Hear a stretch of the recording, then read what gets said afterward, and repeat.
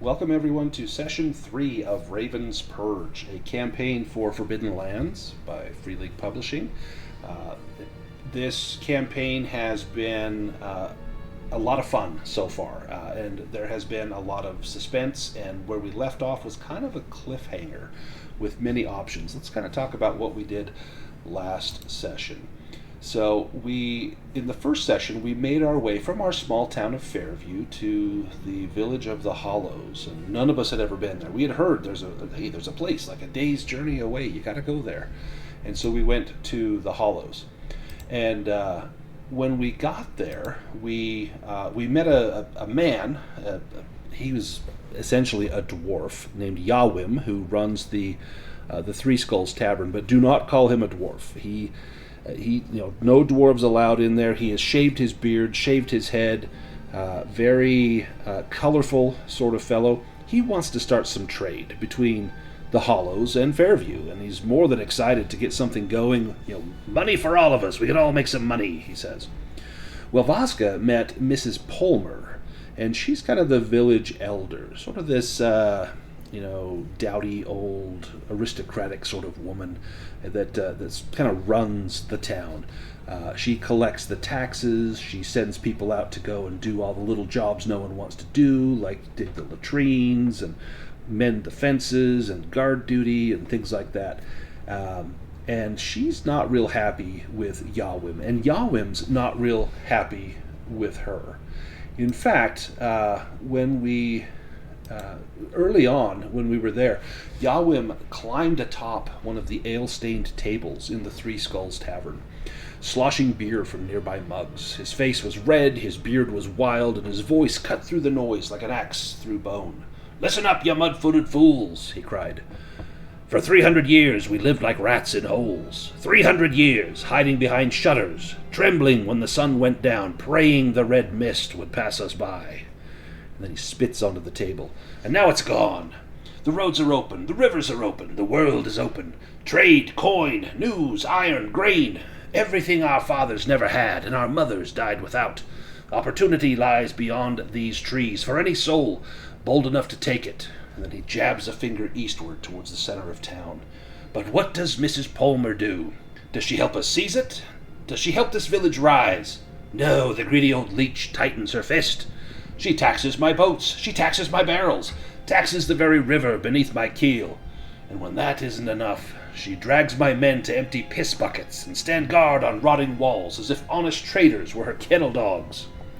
She says it's for order, says it's for safety. Ha! Safety! Safety kept us starving in the dark for 3 centuries.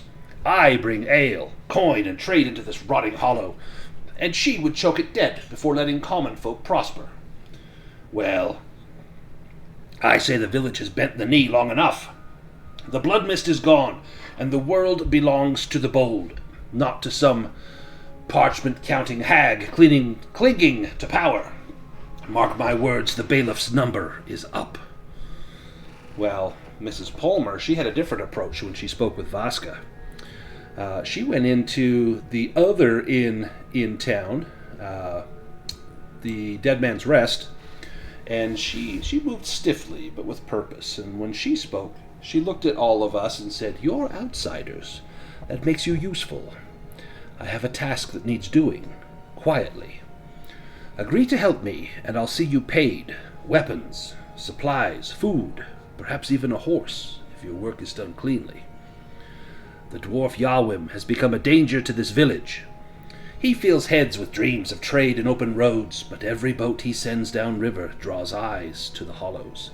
Traders come first, then the thieves, then raiders, orcs, desperate men. We survived the blood mist because we kept to ourselves, because we were cautious. Yawim would throw that away for profit. He breaks laws, ignores taxes, and turns villagers against order. Men like him bring ruin." And then with a conspiratorial look at each of us, she says, "I want his river craft disabled. No blood, no deaths. I'm not asking for murder.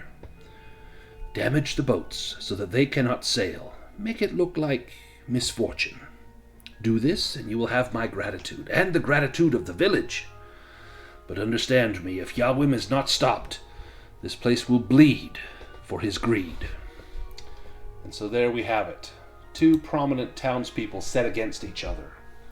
Now, we've not agreed to any of these terms, but we did make our way back to the Three Skulls Tavern that evening, when we discovered that the dead do indeed walk in the hollows.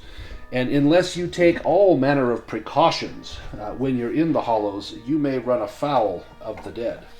In fact, those precautions are to around every home there is a bell. There's also a path, and when you go out after dark, they tell you it is wise to ring the bell and speak the words, "I come in peace and amity in the hour of the dead." And this warns the restless dead of one's arrival, and you should walk along the paths lined with red-painted stones. To deviate from this could risk arousing the curiosity of the undead. Now, when we're back at the Three Skulls Tavern, Yawim has basically said the deal is on. He wants to start trade with Fairview. He's going to send a man in the morning in a boat, in a barge, upriver to our village. He also said, wouldn't it be funny if someone were to go open Miss Palmer's front door at night, or open a few windows? Maybe let the dead wander in and see how the old bailiff sleeps. He was willing to pay Vaska 8 silver for that, which is 4 times the amount of money you have on your person. That's, instant wealth as far as you're concerned. Now, Miss Palmer's offering quite a bit more. And we don't have to take anyone up on their offer, but Yawim seems keen to get something done here. Now, this is not the only thing going on in town. We met Nervea, who is the midwife in town. And Wendelin and Nerdrum, you came to the correct conclusion that she is a Raven sister. She is a worshipper of Raven. They are the sworn enemies of the Rust brothers, and there is a Rust brother in town, Brother Sturkis. You have not seen him yet, but you've been warned that he is a dangerous fellow, and if he knew that she were a Raven sister, he would have her head. Now, she thinks he knows, but no one has come out and openly said it, and maybe he just has mellowed a bit since he's settled into the Hollows. Maybe he doesn't want to cause any trouble, but if trouble comes calling, if someone says, hey, there's a Raven sister in town, what are you going to do about it? He might have to act. And so there's a few powder kegs, and there's a few people holding matches next to them. They could go off at any time. But to put all of that aside, there is this strange temple on top of the hill in the Hollows. Up past the old cemetery, there is a ring of 12 standing stones and a central obelisk in the middle, and we have been told that has been here since before the Hollows, perhaps from the first time that a body was laid to rest in the Hollows. And that obelisk, they say, the midnight moon will shine through a hole in the top and light the way to great fortune.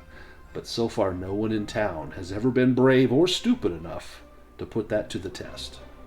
Yet here we are, 5 hardy adventurers. It is now approximately midnight, as judging as best we can by the position of the moon and stars, and the moon looks pretty full. In fact, Wendelin and Nerdrum, you think this might be the night of the full moon. Most of the town has gone to bed. You can see a few little candle lights in windows here and there, but most of the town is quiet. But in that quiet, you can see forms shuffling about in the streets. And I mean shuffling because they are the walking dead. These are decomposed bodies that come up from the graveyard and wander the town. We ran into one at the Dead Man's Inn who was drinking a beer, or the Dead Man's Hand Inn. He was drinking a beer and gave us a bit of a fright, but he seemed harmless. But that may not always be the case. We just don't know. So waking up after a couple hours of rest, it's now midnight. We have some options before us. What do we do?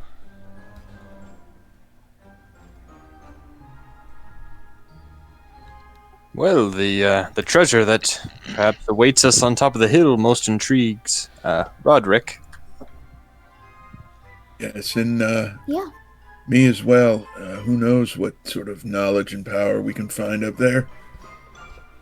And anyways, everything else can wait. Now you're talking. Now we are staying just across the street. So this building here, this is the Three Skulls Tavern. Yawim told us that we could stay over at the mill over here. So we're kind of over here at the mill. There's no homes about. This other building here, this is it's part of the Three Skulls Tavern network of buildings. This is a storehouse here, but that's not where people go to drink. But this, we're over here. There's a few homes across the river. You can see there's a home over here, and we've not really given that a good look. But looking at it from here, even in the dark, you can tell that this is it's an unremarkable little stone house, and the shutters are closed. There's no smoke or anything coming from the chimney. Next to the building is a small stable. And in front of the door is a rough-hewn statue that depicts a woman, at the base of which is a large wooden basin. That's the first thing you see when you come out of this area here. Now there are dead wandering the streets. Do you ring a bell or say the words as you come out? Or are you trying to be Yes. quiet? I think so. Yeah. Oh, yeah. You ring the bell and say the words, and none of the dead seem to take notice. If they heard it, if it actually works, you don't know, but why take the chances? You ring the bell, you say the words. Where do you go from here? And I don't have Luke's character on here. Let me get Orvin on here. Sorry about that. There we go. What path do you take?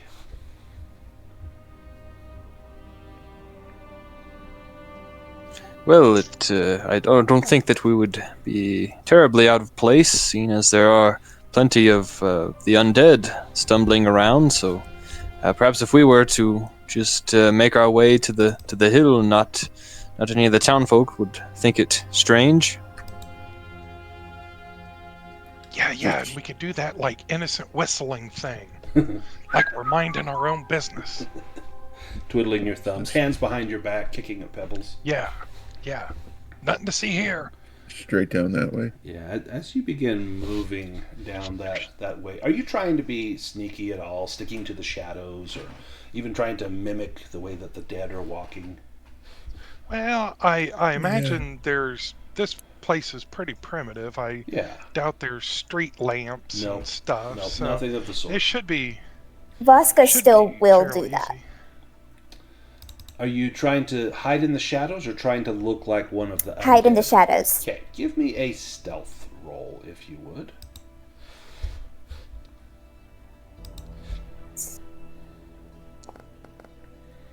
Nice. So double success.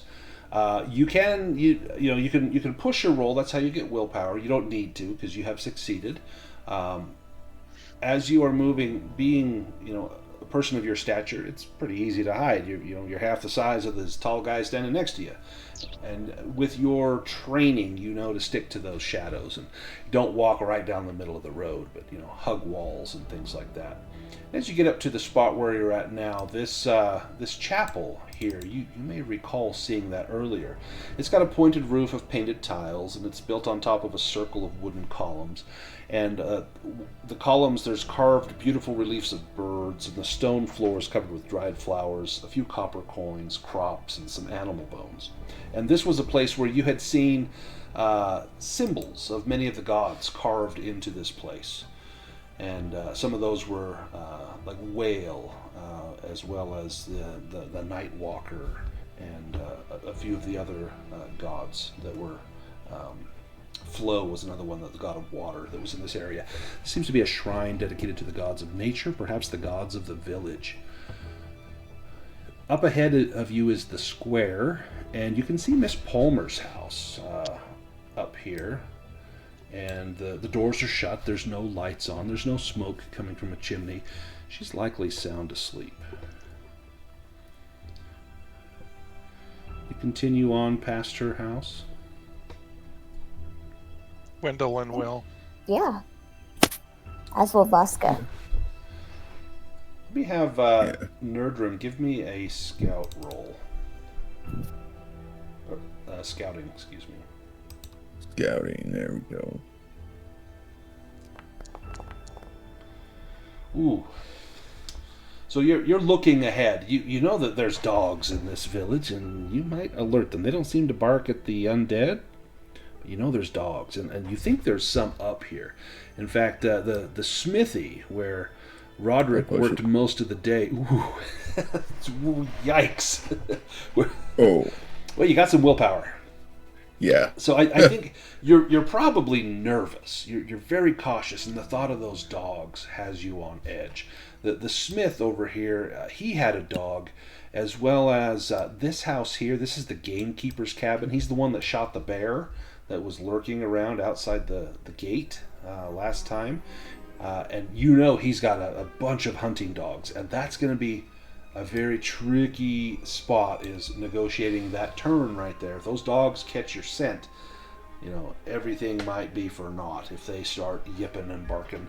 They may see these strange travelers just new in town today now skulking about at night.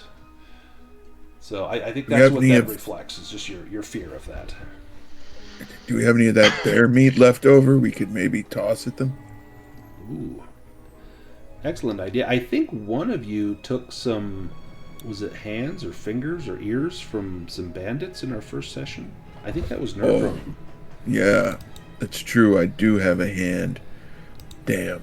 I was holding on to that for a spell, but do we have the...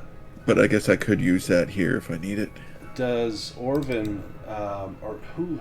Did someone keep, like, some of the meat? I swear someone had like a pelt or something. Not Orvin. Not Orvin. Is that Wendell? Not lost. It's probably our druid that's no longer with us.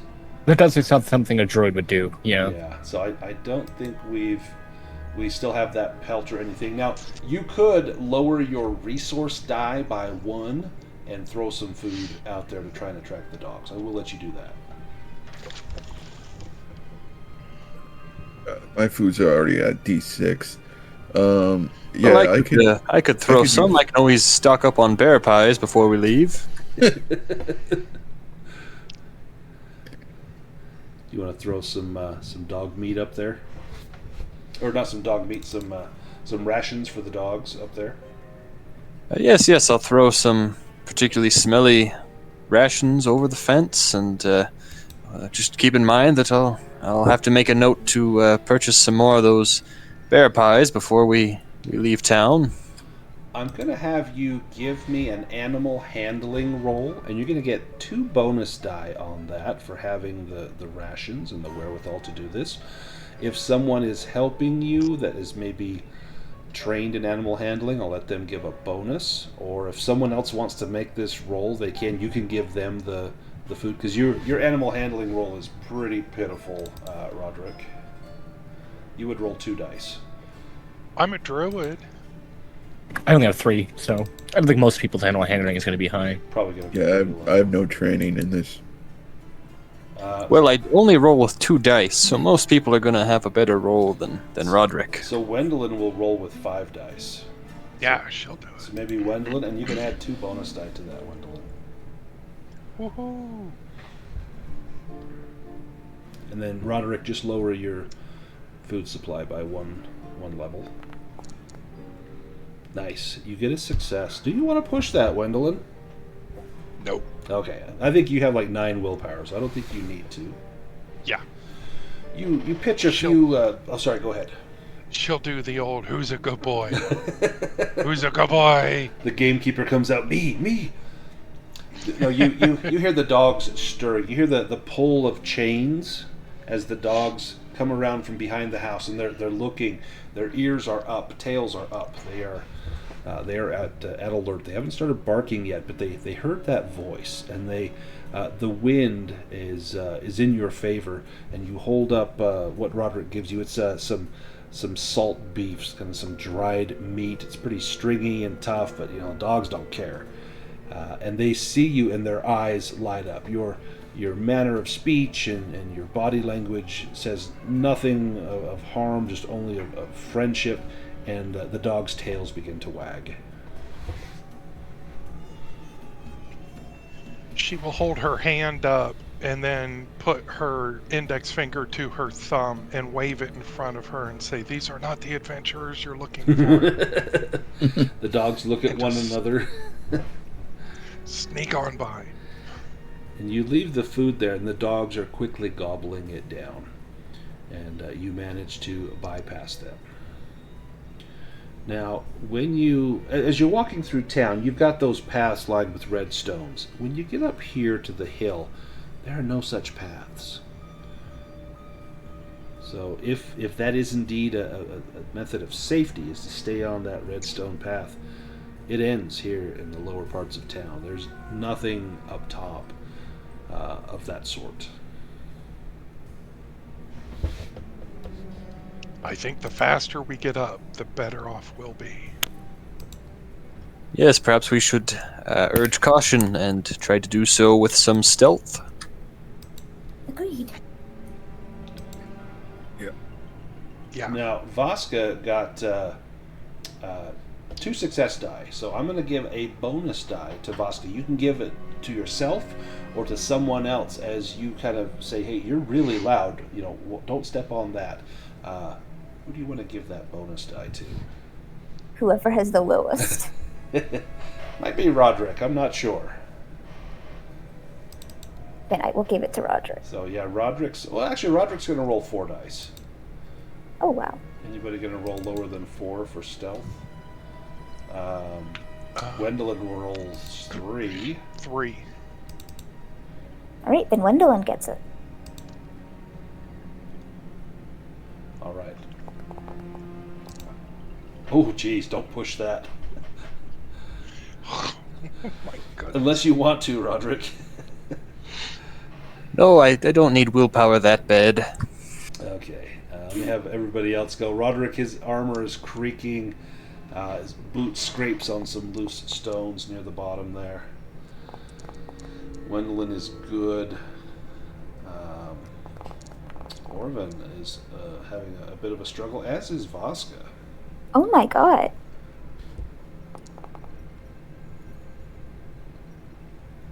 And Nerdrum, no such luck. There we go. Nerdrum's okay. Nerdrum's good. Vaska, do you want to push it, or Orvin? I don't think so. Okay. So there's a little bit of noise as you're walking up the hill. And what's the order? Let me have you put your tokens on the hill in the order that you're going up, for no particular reason. Who's in the lead? Gwendolyn is going to take up the rear. Vaska will... Everybody's clumped around the rear. She has abilities with the undead and demonic. Yeah. That she can use against them if they try to follow us up. Nice. So do I. That's the question: is which direction would they necessarily be coming from? Probably that big graveyard back there. Yeah, that's most likely where they're coming from. Well, I didn't know if maybe there'd be some at the top too. Maybe I should be in front in case there's some on that end, and Gwendolyn at the back. Also, I have 2 hit points. So. Oh, maybe I should be at the back with Gwendolyn. But you did mention before we started that you haven't lost a character in a while, so. Well, not tonight. Oh, later, some other game. We'll just keep pushing that out. Let me have Orvin make a scouting roll for us if he's in the lead. Nice. The path looks clear up ahead. You don't see any movement up there. The moon, as full as it is, you can see it glistening on those sharp, bare rocks leading up there. And the rocks are very jagged. They look almost like broken, blackened bones that have been burnt and charred, leading this path up to this obelisk. And it's a very grim feeling at night doing this while the dead are lurking all through the town. But you don't see anything up ahead. Gwendolyn, you're in the rear. Give me a scouting roll as well. Scout.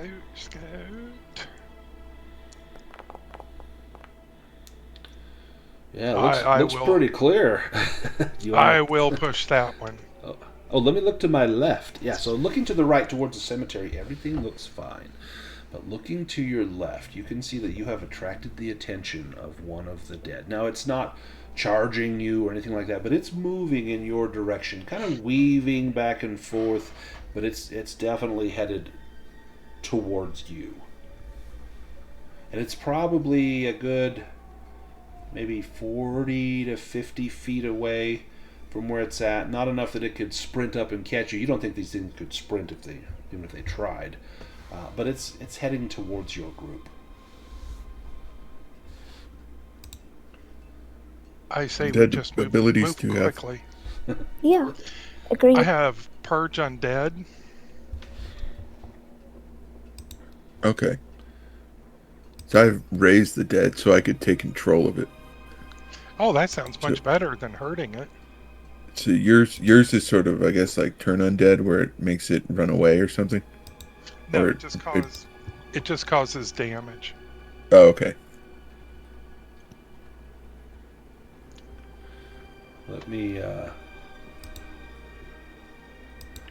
grab an undead here. How is it I'm the druid and you get an animal companion? Well, this is like I'm like a necromancer. Where did it go? I had one here. There it is. So you can see this figure approaching. Gwendolyn, do you use your magic on it? If it definitely has a bead on us and is coming, yeah, I will. If you want to try to ascertain that for certain, I will let you make an insight roll, but I'm going to give you a penalty die because you haven't met too many of the undead. You don't know if it's just staggering towards the graveyard or staggering towards you. I'll give it a shot.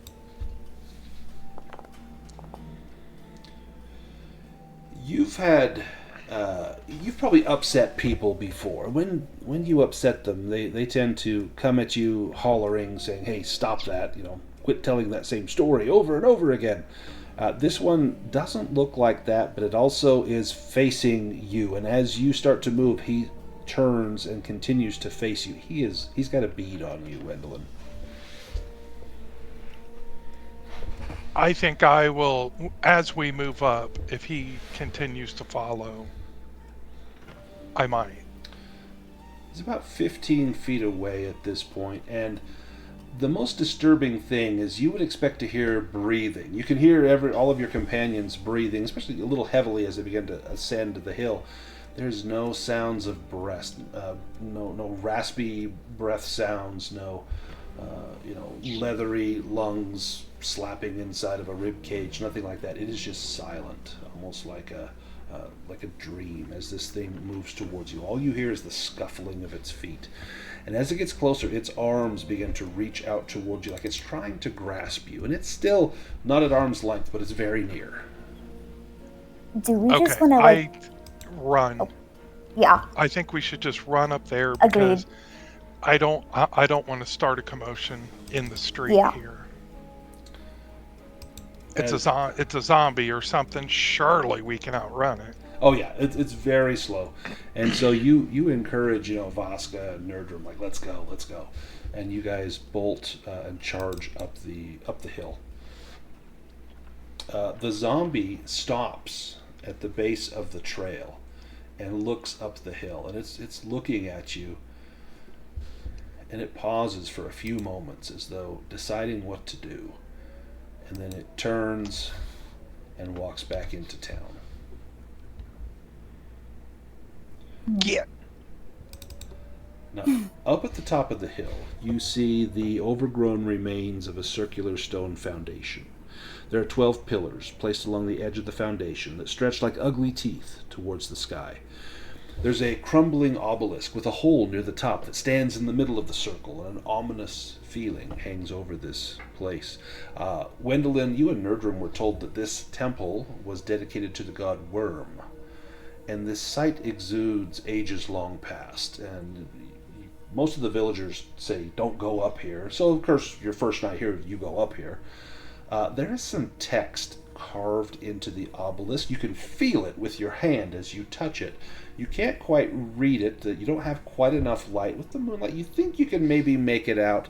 I'm going to probably leave that up to a roll if someone wants to try and decipher what that says. And this is going to be an insight roll.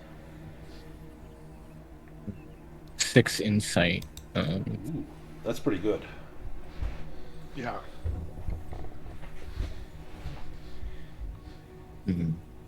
Yeah. If you have them X'd out, does that mean you lose the dice? Yeah, so Yes, so yep. you've lost those. You'll regain those when you heal, but for right now you don't Okay. have those. So now I would have 7 insight. Now I've only got 4. Yeah.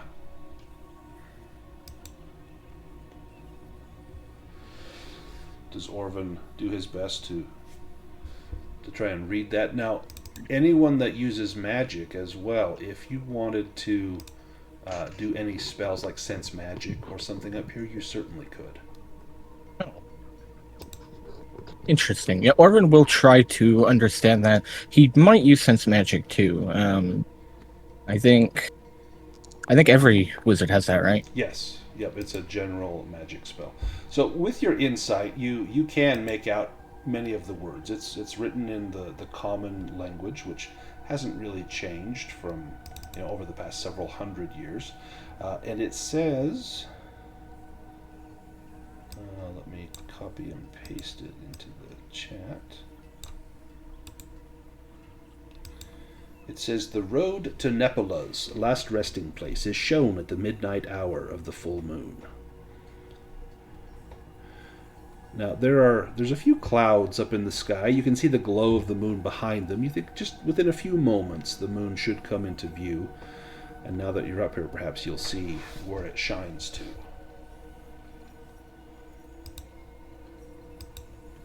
There is the hole you can see up at the top of the obelisk. It looks as though it is circular, entirely circular, and the obelisk just touches a few corners. They seem to be in cardinal directions, northeast, south, and west. So depending on the position of the moon, based on the season and where it lies in the sky, it will show this. But it looks like the moon is a little bit kind of on this side of the hill, so whatever it's going to illuminate will likely be kind of where Nerdrum and Roderick are standing. Well, we just have to wait, it would seem. Now, from this vantage, you have a moment to look out upon the town. And as you look out, the town is still very, very quiet. There is the dead walking around. None have come up here, but you can see a few that have began to gather down here at the base of the road. There's 2 or 3 that seem to just be standing there. One is looking up the hill, and the others are looking out into the cemetery. You're not sure, Wendelin, if this is the same one that you saw earlier. It's kind of tough to tell if he went and got some buddies and came back, but there's now 3 of them standing down at the bottom of the hill.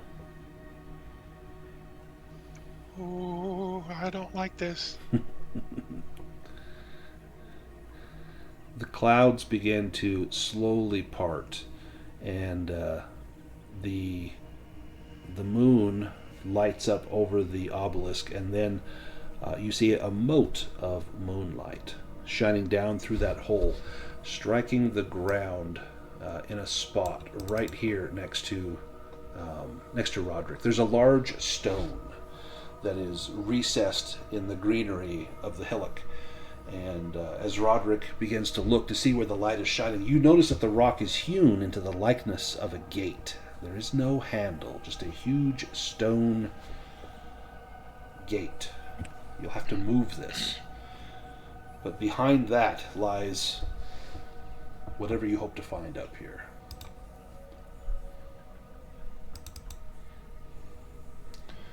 Presumably it is the last resting place of Nepola. Now, if one of you want to make a lore roll to see if you know who Nepola was, I would allow that. Ooh, there's a Campbell. Yeah, no. Nerdrum, you think back, Nepola, and it sounds familiar, and you think back, way back into your history, trying to recall what Nepola might be. And you remember that long ago there was a Count Nepola, and he was ordered to muster soldiers in a battle against a king, King Algarod. He was one of the men from the south, from the Alderlands. And that battle was hundreds of years ago, over 300 years ago, before the Blood Mist ever rose up. And you're not sure, but you think that from what you recall, that count refused to answer the call to muster his soldiers against the king. And there was supposedly revenge taken against this insolent count, that he was buried alive and condemned to remain in the world in eternal undeath. And perhaps this is why the dead walk the streets of the hollows. Boy, that music cue was perfect right there. That really was. That was impressive.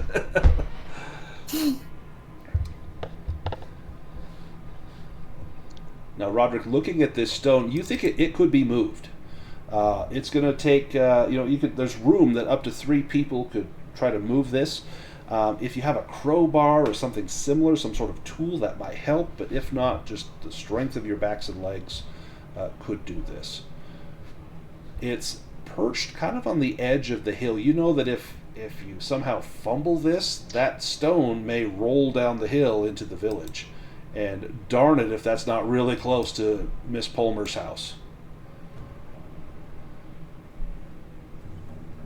Well, I'm sure that Yarwin would not fault us if this rock were to accidentally roll into her house. So I only said to open the door, not to smash it in. Yes. I'm sure that that would be a risk he's willing to take, but I suppose we'll just have to lift it with pure strength. Well, that would be a might roll, and if Roderick, you probably are best with might, I would assume. If you have help, up to 3 people can help. Each one gives you a +1. So maybe we've got Vaska is the lookout, and maybe Nerdrum, Orvin, and Wendelin help you.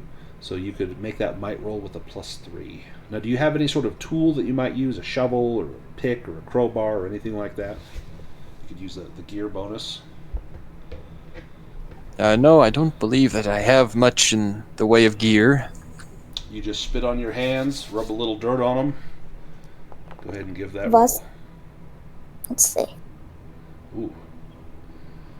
3 successes. So it does not roll into Mrs. Palmer's house. At least one of us, myself, is disappointed in that. But the rest of you are probably relieved as you shift the stone to the side and it reveals a passageway deep inside. There's a corridor, a dark corridor excavated into the side of the hillock. And the ceiling of the corridor is supported by stone columns adorned with reliefs depicting skulls and demonic faces. And up ahead you can see a green light flickering from a chamber a few meters deeper into the hillock. And from that chamber you can hear the sound of a woman sobbing. Well, Wendelin, you're always telling me how much you love adventure. Perhaps you would like to be the first to enter this chamber. Well, okay. I'll do that. I'll do that. I'll be right behind you. I'll have my sword drawn. Okay. She's got her bow out. Still be alive? It's been, well, you would assume centuries. He can't be. Undeath, perhaps. Voska's gonna look for any traps. Ooh, excellent. Vaska, give me a scouting roll. Oh dear.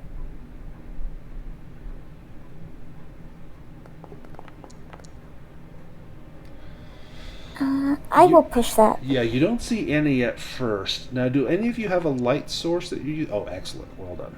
Any of you have a light source that you're using? No. You know what? Orvin does not. No. Or so just the glow of that green light coming from deep inside? Yeah. So, as you're heading in, I'm going to post a picture of what you see.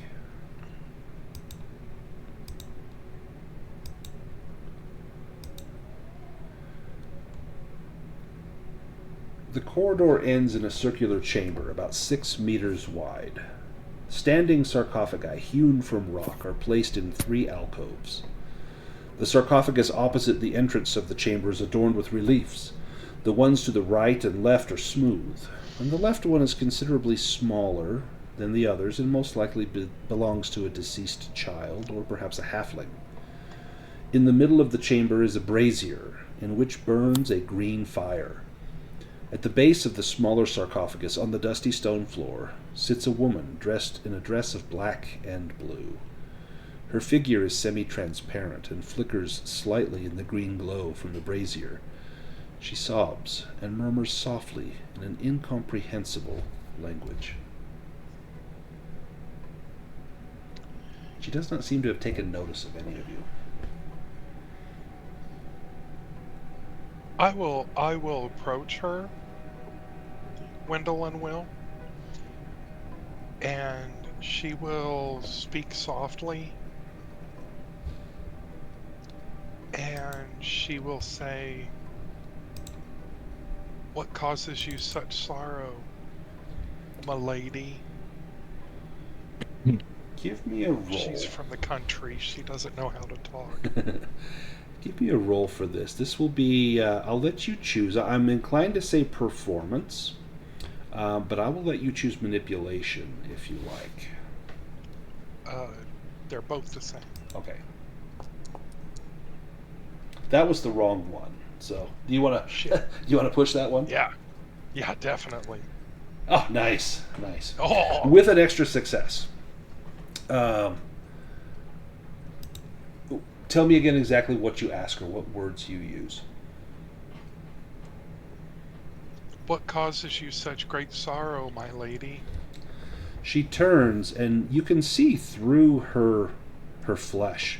Her body is semi-transparent. It's like on the Return of the King when they go into the place with the dead, and the dead kind of appear in the sort of green looking. That's kind of how she looks in that green light. And she says, "My son, killed by Zygofer. I have mourned him this night and every night for the last 3 centuries. I was placed here by Zygofer to make sure that the spirit of my husband, Count Nepola, would remain here. I lament my child's death at the hands of that evil sorcerer, Zygofer. Have you come to mourn the dead?" I will mourn with you and for you. Is there any way for you to find rest? That's what I'm really here for. There is no rest for me, only vengeance. Does Zygofer still walk the earth? I don't know. I don't know that I've heard that name. Let's see what you might know. Lore? Yeah, give me a lore roll. Roderick will nudge Gwendolyn, ask her about the treasure.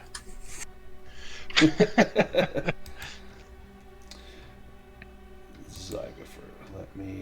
I'm going to make this observable. This will be under the journals. There's a Raven's Purge, and then a lore. This is what you know of Zygofer. In fact, I'll post this so everyone can see it. Zygofer. He's kind of a big deal.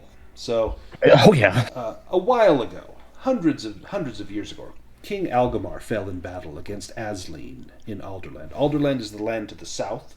Asleen is the land that is to the west. Think of Asleen like the Rohirrim. They are horse masters. Well, his son, and the Forbidden Lands, and especially Ravensperch, there's a lot of A names. It gets super confusing.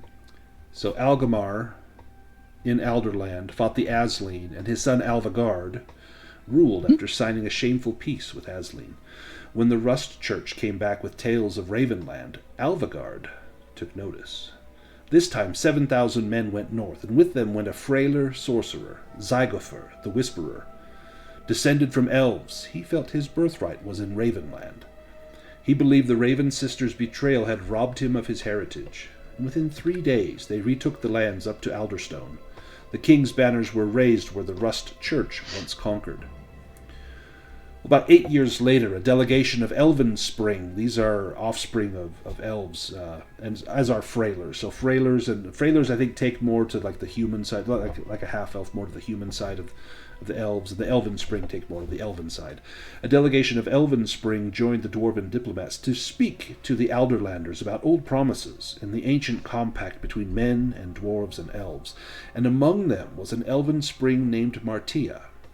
When she saw Zygofer, they both fell madly in love, and Alvagard's diplomats hid weapons in the baggage of the diplomats and were then accused of attempting an assassination. They were thrown in prison and tortured, and most died. Zygofer sued for leniency for Martia. It was granted, and the two married. Martia taught him necromancy. They had a son named Zertorme, the Chosen One. Martia's love for Zygofer, about 20 years later, faltered when she saw that he was experimenting with fusing demons and living creatures. She tried to warn him that the Alderland king would turn against him when he was discovered. One night, Martia and her son Zertorme and daughter Marga fled. Her other daughter, Thorania, remained with Zygofer. Zygofer sent soldiers after them. Martia fled to the dwarven mines at Lumra, and a siege began, and when Zygofer arrived, the mine was empty.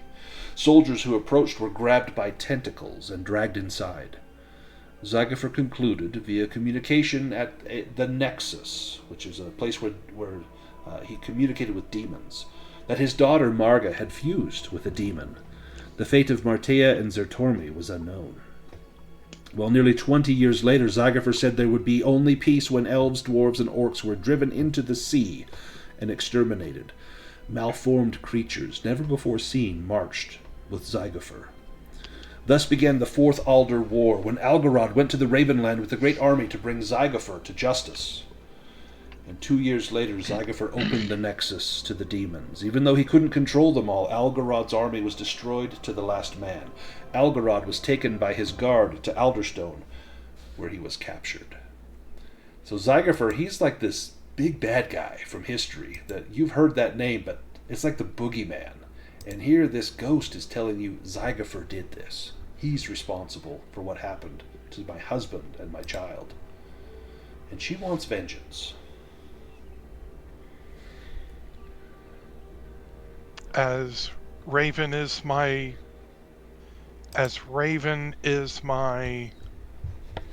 protector, I swear this to you. If Zygofer lives and we see him, my friend back there, and she points at Roderick, will cut his heart out for you. She smiles. I swear. She smiles. For the first time in countless lifetimes, I have hope. I must tell you... Yes, go ahead. Sorry, I interrupted her. Go ahead. I must ask you to respect my husband's remains. Do not open his sarcophagus, lest you feel his wrath as well.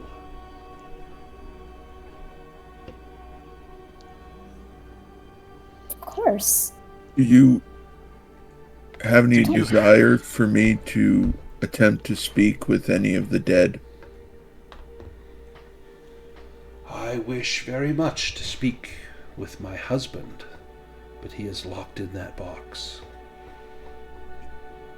That is my conundrum. I only wish to see his face and hear his reassuring words, but he is locked behind stone where I cannot reach him. Nor should any try to reach him. There shall be no rest for me. And let me have Roderick. Let me have you give me a roll here. This is going to be a scouting roll.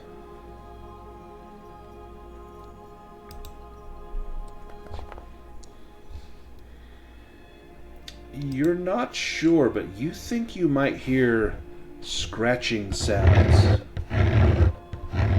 coming from behind that stone sarcophagus, or perhaps inside that stone sarcophagus. Well, I suppose it's not entirely impossible that over the centuries rats would have gotten down into this crypt.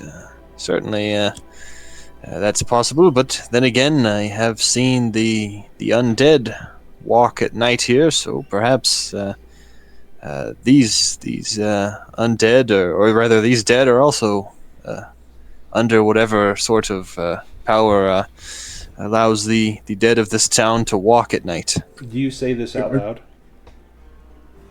I probably would mumble to myself while I consider these thoughts. We are standing right next to a ghost. Yeah. Her eyes quickly dart to Roderick, and she says, the flame of undeath burns bright in this town, and it will forevermore. That is no rat you hear. That is my beloved Count Nepola.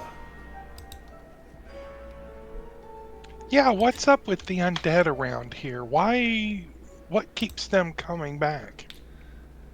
Zygofer keeps them coming back. This guy again. And she points at that brazier with the green flame. This has burned since the day my husband was interred alive, and I with him, and our son. As long as this burns, we shall know torment.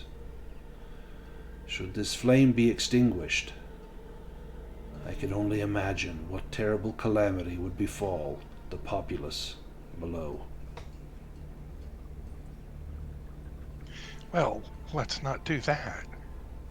Do you have anything that could help us in the fight against Zygofer? My husband does. I feel his pain very keenly, for we both wear one of these. And she holds up her hand, and you see a ring on her finger. And this ring, even without using sense magic, you know it just radiates magic. This is something that, very, very uncommon to find anything like this. You've never seen anything magical in Fairview, nothing of the sort. But this seems to be something distinct. She says, this was a gift from Tevedra. And let me put that name down here.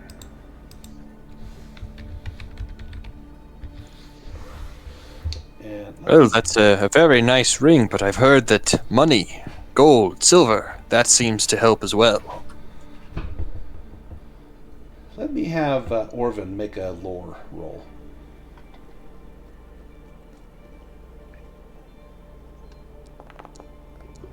Oh, nice. Orvin, you've heard the name of Tevedra. In fact, you've heard of Tevedra's twin rings. And I'm going to put this as a legend. I think I've got it in here. Where is it?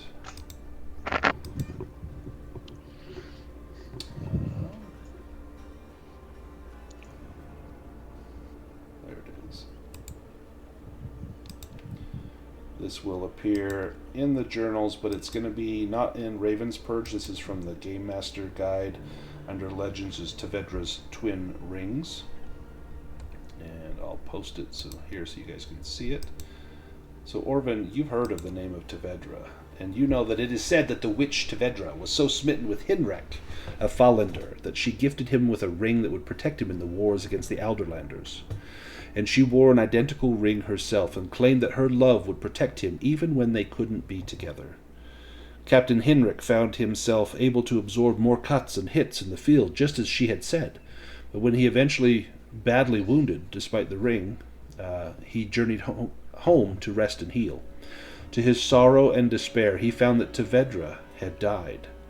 They said that she had inexplicably suffered horrendous wounds, and Hinrich understood that the wounds he had suffered in the field had been shared with her across the distance. However, she wasn't as strong as he was, and so the wounds had killed her. Hinrich threw away the rings and, grief-stricken, retired as a hermit. So these rings, whatever one endures, the other feels. But the bonus is it basically lets you share wounds and damage, and so two people that wear it, the damage kind of goes back and forth, so that there's you can take a little more. All damage to strength is split between the two wearers, and so this could be a great boon to you all, Tevedra's ring. But you need both rings. The other one is inside the sarcophagus.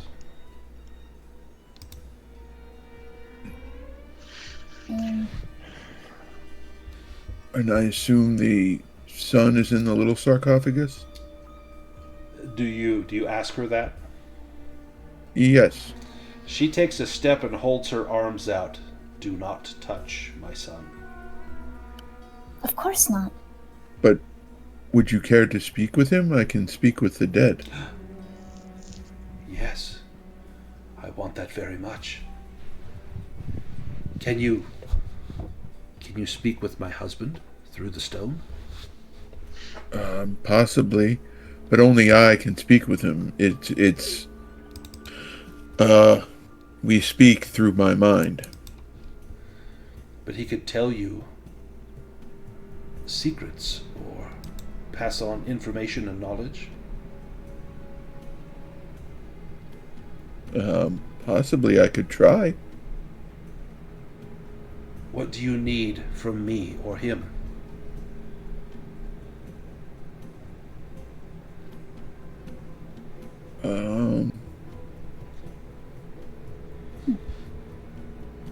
Seems like all I need is to be within near range of where he either died or lies buried and know his name. He is here. His name Right. is Count Nepola, but his given name is Harold. Ah, Harold Nepola. so I can try. Do you remember how to cast a spell? Yes. I think. So you'll click Speak to the Dead. It will ask you how many... So it'll take 1 willpower. If you want to use extra willpower, you can check the little circles with the X in them. That will add power to it. Now, as a half-elf, you automatically get to add an extra one, so it'll probably say you're at power level 2 to begin with. So that's how many dice you will roll. Now, your spell will automatically work, but all you're doing, you're rolling, hoping not to get any skulls. If you get skulls, that's a mishap. The spell still goes off, but there's a mishap. You can do safe casting, where you lower that power level to try and prevent that. But if you increase the level, typically that increases things with the spell. Now, Speak to the Dead, I don't know that increases anything if your power level goes up. I don't think it does, so I don't know if you necessarily want to pump that up.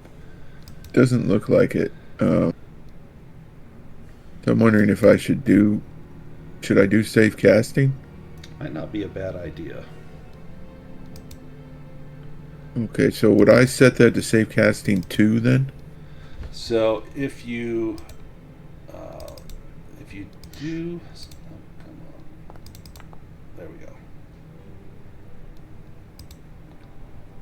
Why did that roll food?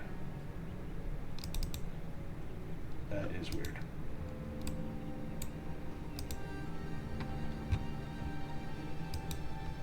Did you roll the food there? No, I did not. That is weird. Yeah, so if you click on it, do safe casting, and you could do 2. That will take so that you roll no dice, and it will just work.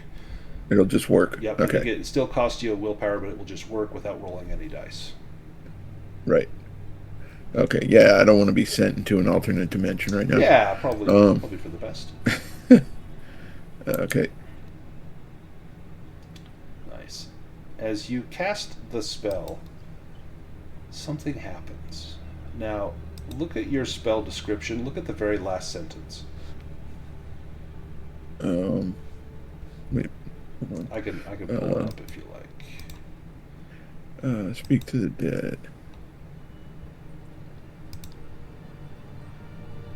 Oh. Oh, he's undead. Yeah. So as you do this and you lean in and you're whispering, his name, Count Nepola, awaken and speak to me. You hear that frantic scratching on the inside of the casket. And she looks down at her hand at that ring and she's racked with pain. And she says, "What did you do? You have hurt him. I thought you were friends. No. We are.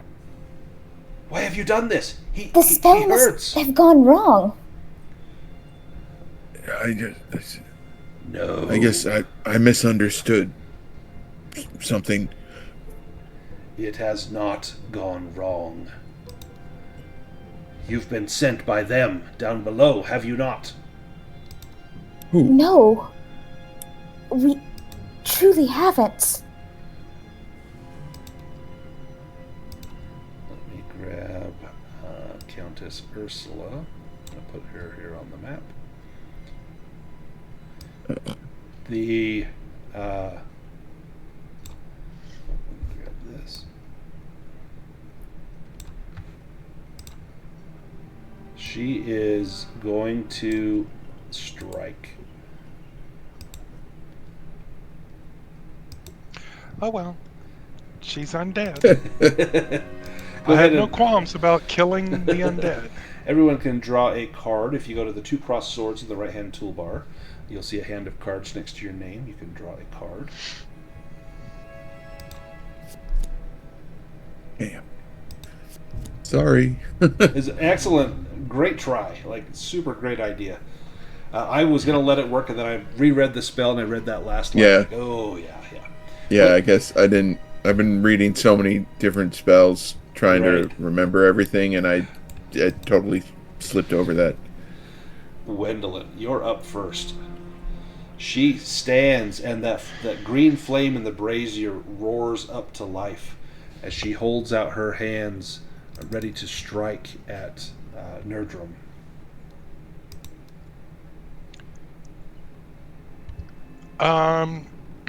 Unless somebody is like super capable, I'm simply going to move back and while casting a spell. Okay. Purge Undead. Nice. That sounds like a good one. Yep. Nice. No issues there. Yeah. And that causes 2 damage. Nice. And with the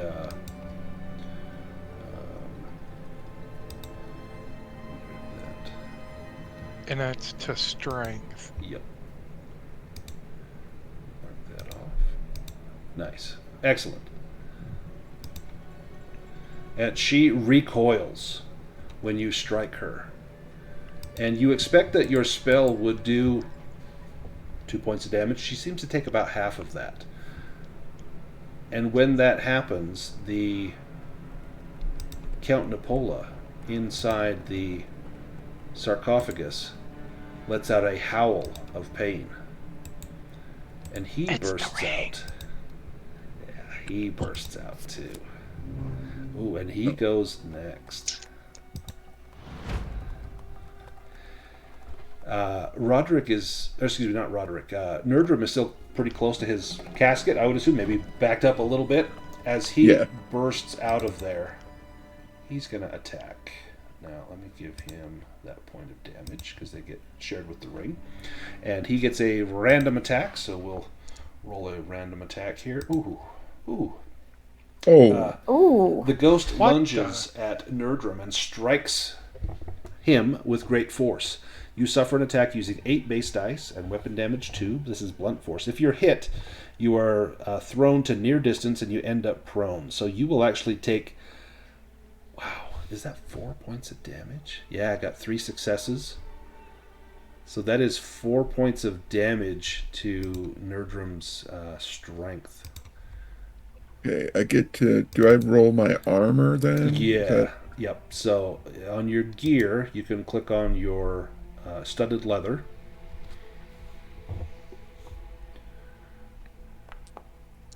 And no, in fact, it's reduced by 1 because it takes a little bit of damage to your armor with the skull. So I'm going to put a little drop in the armor rating, and then I'm going to apply those. Ooh, okay, you are broken. Yep. So when you're broken, certain things happen. Let's go over that real quick. This is the first time I think in our game anyone has gotten broken. So when you break, there's a critical that's involved with this. Now that doesn't happen all the time.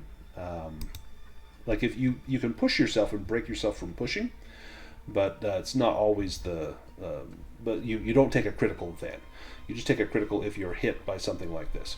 So when it hits 0, you're broken. It means you're put out of action in one way or another. Now, with strength, it means you're knocked senseless. And then you roll for a critical injury for the type of damage that you suffered. If you're not dead, you can only crawl and mumble through the pain. You can't perform any other actions, and you can't roll for any skills until you are no longer broken. So let me roll on the critical table. It's a blunt wound. Oh, that was totally random, the groin hit, I promise. Oh, man. So it's 1 point of damage suffered at every move or melee roll. This is not lethal, but it does take 1d6 days to recover from this. Wow, that stinks. Let me... I think this could get dragged onto your character sheet. Does that show up on there? Yes, shows up on your critical injuries, and it rolled it, so 4 days you will have that injury will be applicable. As the Count Nepola just full on, hammer fists you right into the crotch. So anytime you make a move roll or a melee roll, you'll take a point of damage. But right now you're pushed across the room. On the floor, all you can do is cry and crawl and mumble, and that's about the extent of it. Wow. Vaska. Okay. Vaska is first gonna sort of panic sorry. because You do have an option to help heal Nerdrum. Oh, I do? Yes. So if someone is broken like this, you could go over and do a healing roll. And if you pass, he will recover points equal to the number of successes you get. So I should have mentioned when someone breaks, that's how you can help them to recover. If not, within like 1d6 hours, he will recover a point of strength and be back up on his feet. But he's going to need ice for a while. I don't know if I'm the one for healing. You could also loot him while he's there defenseless. This is a game of raiders and reavers. This isn't a game of heroes. This is definitely a game of, what's in it for me. Not that Vaska would do that. But... She probably wouldn't. She's probably, especially considering we're going to need every hand. Right. She'll go over and do that. And I think as she does, she's going to say, will hurting them make the brazier go out and make the undead in the village attack everyone? Great question. Right, let me roll healing. Let's find out. Come on. No, do you want to push that? Wait, what did Vaska say? So she's trying to heal you, but she's wondering about what's going to happen if we harm these people. Like, if the brazier goes out, and the brazier's what's stopping the undead from attacking people.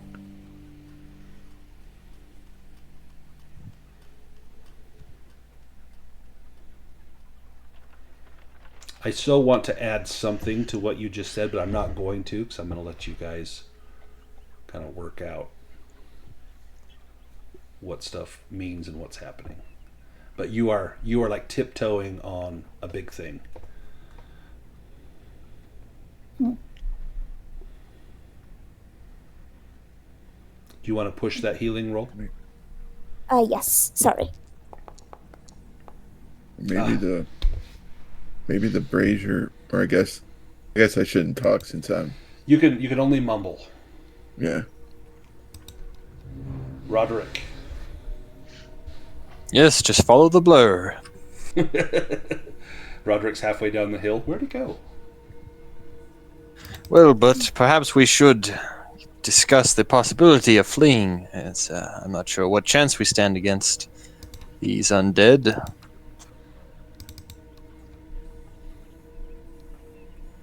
But I suppose that I very much agree.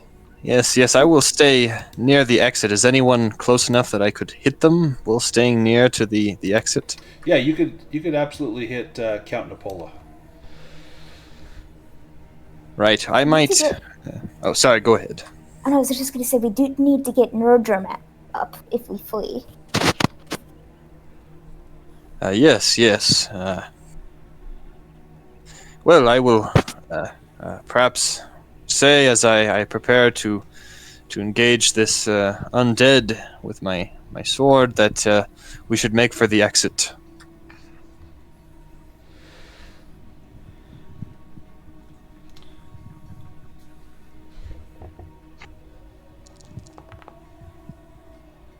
Oh, nice. A good hit.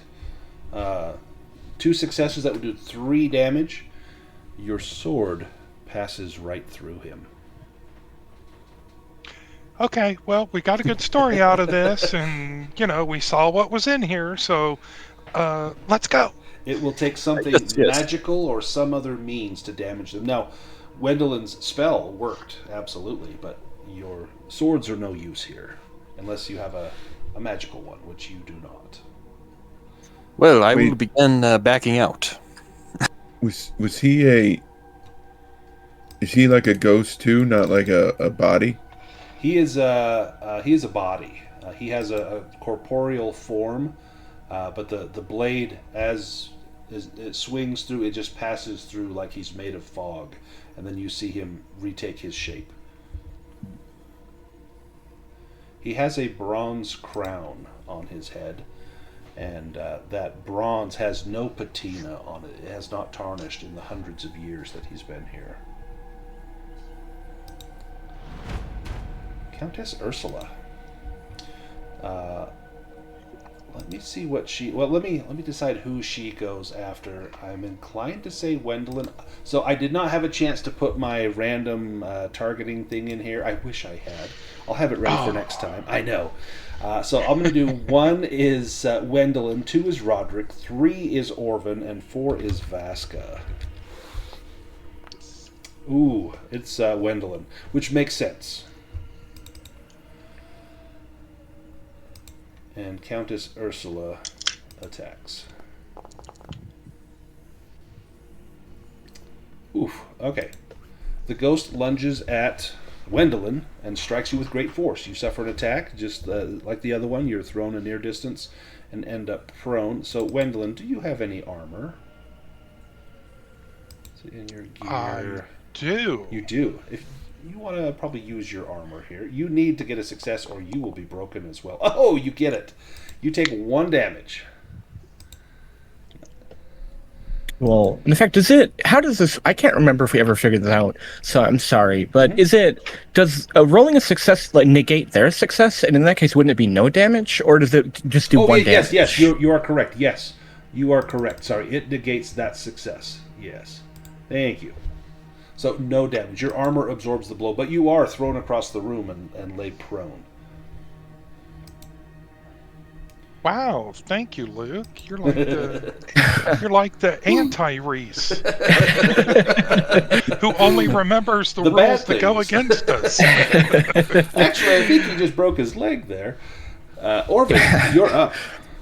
Yeah, that's a fighting crown to have. Yeah, okay. Nerdrum is still down, right? Yes. And I think Orvin would probably be aware of this, so he will try to go to him and get him up. I don't know how well it'll help, but he's got bandages. Ooh, Ooh. not quite. Did you add a bonus die for the bandage? I did, yeah. It automatically does it if you click the button. I will push this, I guess. Ooh. Got it. It wasn't Nice. your skill, it was the bandage. The bandage that helped. Quality bandage, good. Nerdrum, you can get up now, but you know that any movement or swinging a sword is going to cause you some damage. So you are very much walking gingerly, but you're able to get up. Orvin, do you move towards the exit as well? Seeing that Nerdrum goes next, yeah, Orvin will. Right. Nerdrum, you get up on your feet. What do you do?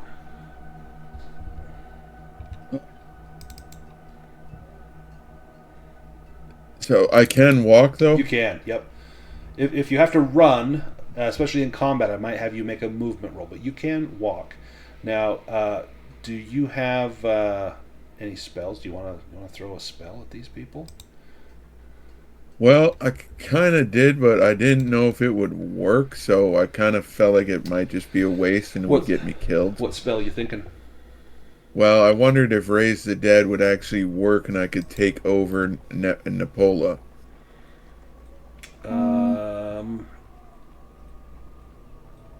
Because I can take over the Restless Undead that way. You can take over Undead.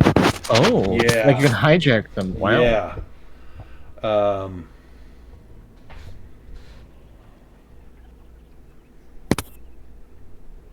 Oh, you need an item belonging to the... Oh, just an Ah. item belonging to any dead, Yep. right? Yep. Oh. So yeah, at the very bottom it says this can be used to take control of restless dead, which are these people. These are restless dead. Psychopher would be pissed. Oh yeah, yeah. So there's the spell right there. So yeah, the very bottom one. This can be used to take control of restless dead. So you could take control of. Now you need something that they have. He's got a crown on his head. They both have rings. So it's not just... Well, you don't need that ingredient. If you have that ingredient, then that gives you an extra die. So you don't need to have that ingredient. Right, okay. Like a hand? Yeah. Right. I say go for it, because that is awesome. Yeah. Okay. But the worst that could happen is you die immediately. Right? Yeah, I feel... Did everyone else run out of this place? No, they didn't want to leave you, but they are making a tactical retreat. Okay, Raise the Dead. Okay. Do you want to pump a few willpower points into this to? Yeah. Probably. Just make sure it works. Okay, here we go. All right, it Nice. works. So, And, so at rank 1, they would have little to no mental capacity, but could obey simple commands. But you did rank 2, so they're a little stronger, they're a little smarter, they're more durable. Tell me how you take control of Count Nepola. What do you say? To do this? Yeah, I want them to be stronger. And what do I say? Yeah. Oh, I hadn't thought that far ahead. I was just impressed that it worked. Yeah. I didn't think I'd get this far. Well, maybe what happens is as you reach out to him and you tug at the strings of the magical weave, there is a silver strand that only you can see that runs from your forehead to his, just below his crown. And as you do this, Oh, cool. you can sense his thoughts and actions. And he is saying the word extinguish. But now you can control him. Oh. Extinguish. Oh, he wants. I wonder if he wants to extinguish the brazier. Yeah. But Which is not before good. that, I want him to attack the... What's her name? Nice. That's horrible, but they got the rings. Yep, so it's going to hurt them both.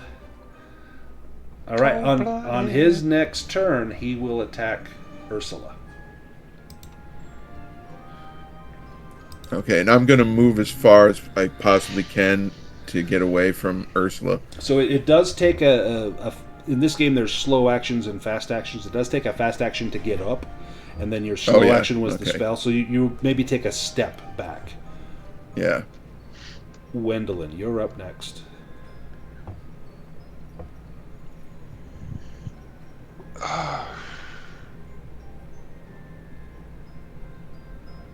I'm going to go ahead and I'm going to heal Nerdrum. Nerdrum. Yeah. I'll do a mend wounds.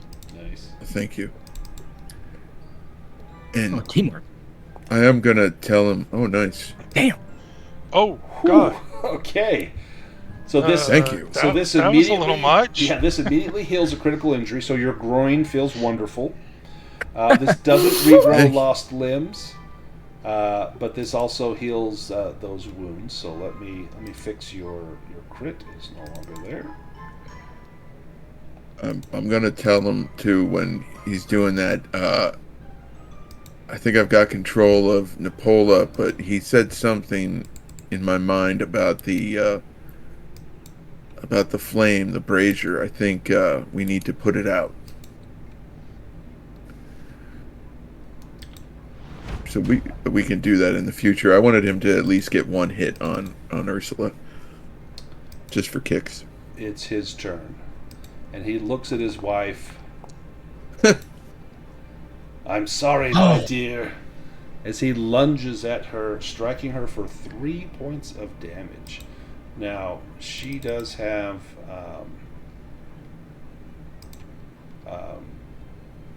basically ghost armor. They can only be hit by magic or maybe something else. But this works. This would effectively count as magic. And so 3 points of damage. She takes the first. He takes the second, and then she takes the third.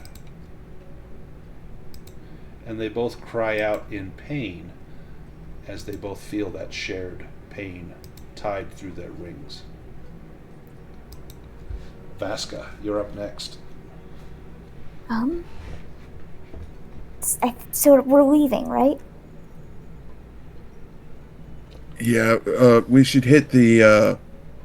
put out the green flame. Voska's gonna say, but I thought the flame, she told us the flame is what protects the village. Give me an insight roll, Vasca. Okay, let's see. You are correct. She did say that.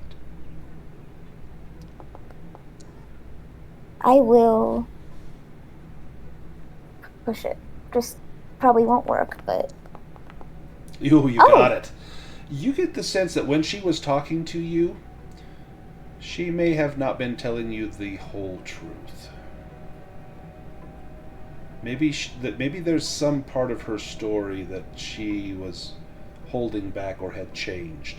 She did say that this flame is what protects the village, but she also mentioned that this flame was put here to keep her husband in a state of undeath, and maybe this is what keeps all of the people here in a state of undeath. Maybe putting out the flame will extinguish that.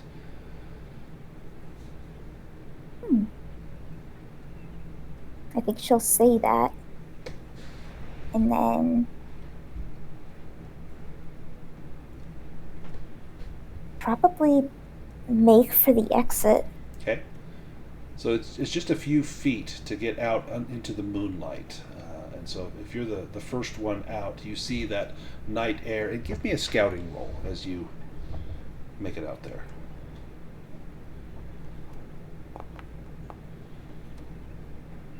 You can hear the scuffling of feet You don't see anything moving, but it sounds kind of far away, like shuffling feet or scuffing on rocks.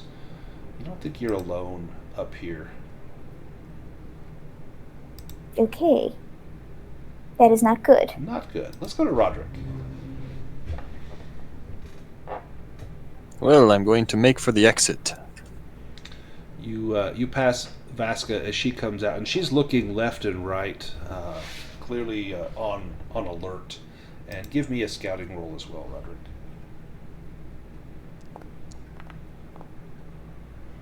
Yeah, you see shadows moving just down below the hill, and you can see a few shapes. It's the Restless dead beginning to climb, and you count 4, 5, 6 or more of them coming up the hill. You've got maybe a minute before they start to crest the top of the hill. Well, I will call back down to those still inside the crypt and say that it appears that we've angered the other undead of the village, and we should flee this place quickly. Or extinguish the brazier now. Let's see. Who's still in the room? We've got Nerdrum and Wendelin and Orvin. So Nerdrum is 1, Wendelin is 2, Orvin is 3.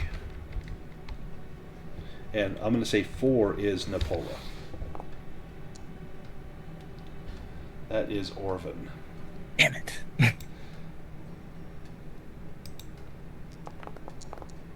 She emits an unnatural wheeze and engulfs you in a twisted embrace of death, quelling your life spirit. You suffer an attack using 10 base dice at weapon damage 2. If it succeeds, you also are turned cold, and it does succeed. You can roll armor against this, otherwise you will take... and you need 2 successes, otherwise you'll take 3 damage and become cold. I'm guessing it can't be parried. No. Well... You know what? Let me look that up. I don't think it can be parried. Let me double check.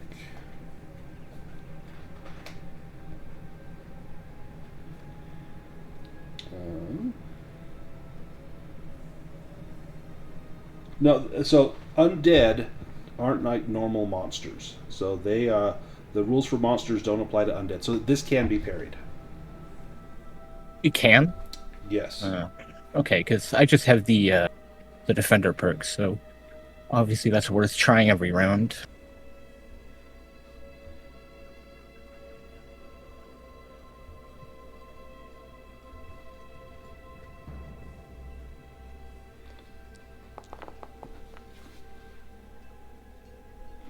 You got it. So that takes one of them away, so one gets through. You want to roll armor? Oh, armor never pulls through. Dang. Damn it. That is a hit to your armor as well. Do you want that to go to your closed helm or your studded leather?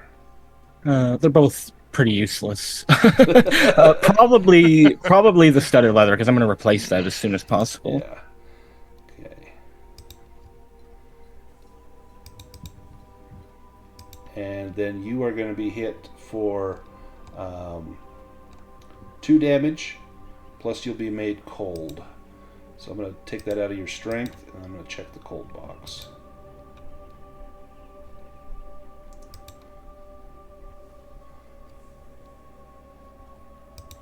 And you just feel this coldness seep into you. Try as you might to parry her trying to grapple you.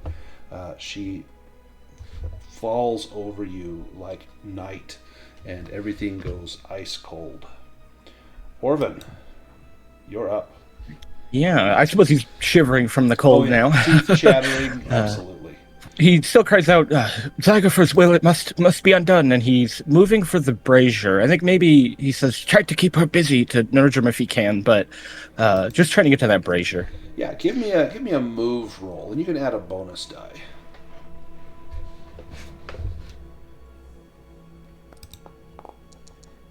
Got it. Nice.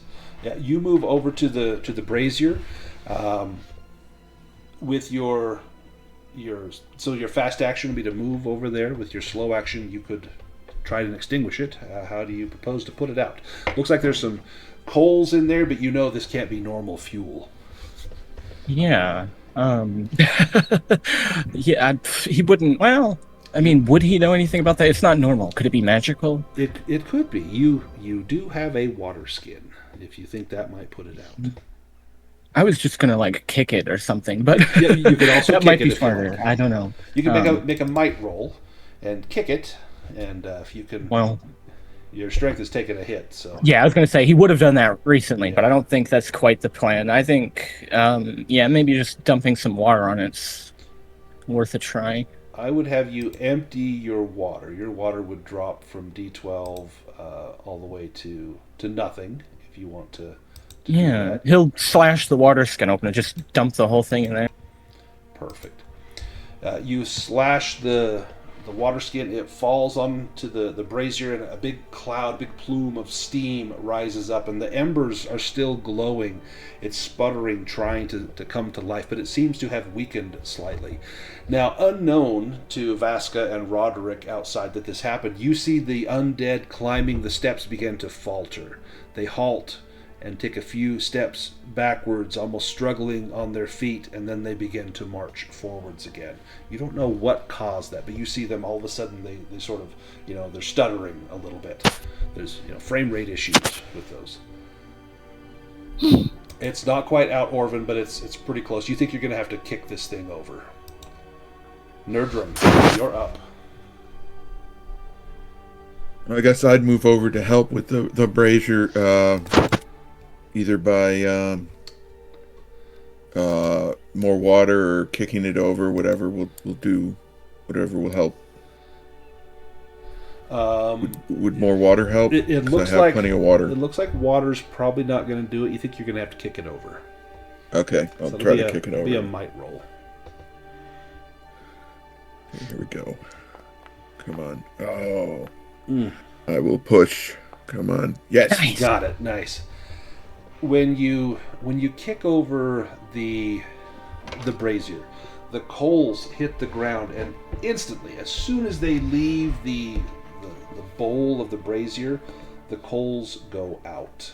And as they go out, there is a cry that comes from Ursula, and she lets out a shriek of pain and agony. And as the fire is extinguished, everything begins to grow still and quiet. The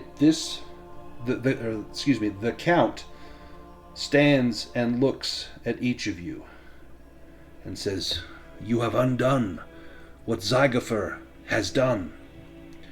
You have freed me, but mark my words, he now knows who you are.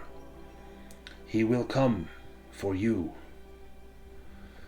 May you find peace in this life and death before Zygofer finds you." And with that, Count Nepola vanishes. And Lady Ursula vanishes as well. The Roderick and Vasca, you see the undead outside on the hill immediately crumble into brittle bones, tatters of cloth, rotten flesh. And throughout the village you hear thud, thud, thud, thud, thud, thud, as bodies begin to drop and hit the ground. And you look out and you see the entire town is littered with hundreds of piles of bones and little mounds of bodies, and as all of the undead in town have met their end and finally are at peace. For 3 centuries they came up every night, and now that is at an end.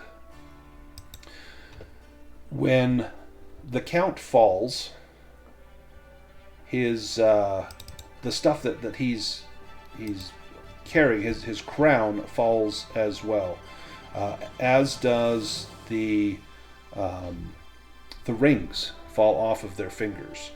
And let me grab the Match them up. rings. Yep, I'll put them into the chat here. Well, Nerdrum, you've done a very foolish thing. Well done. I'm sorry.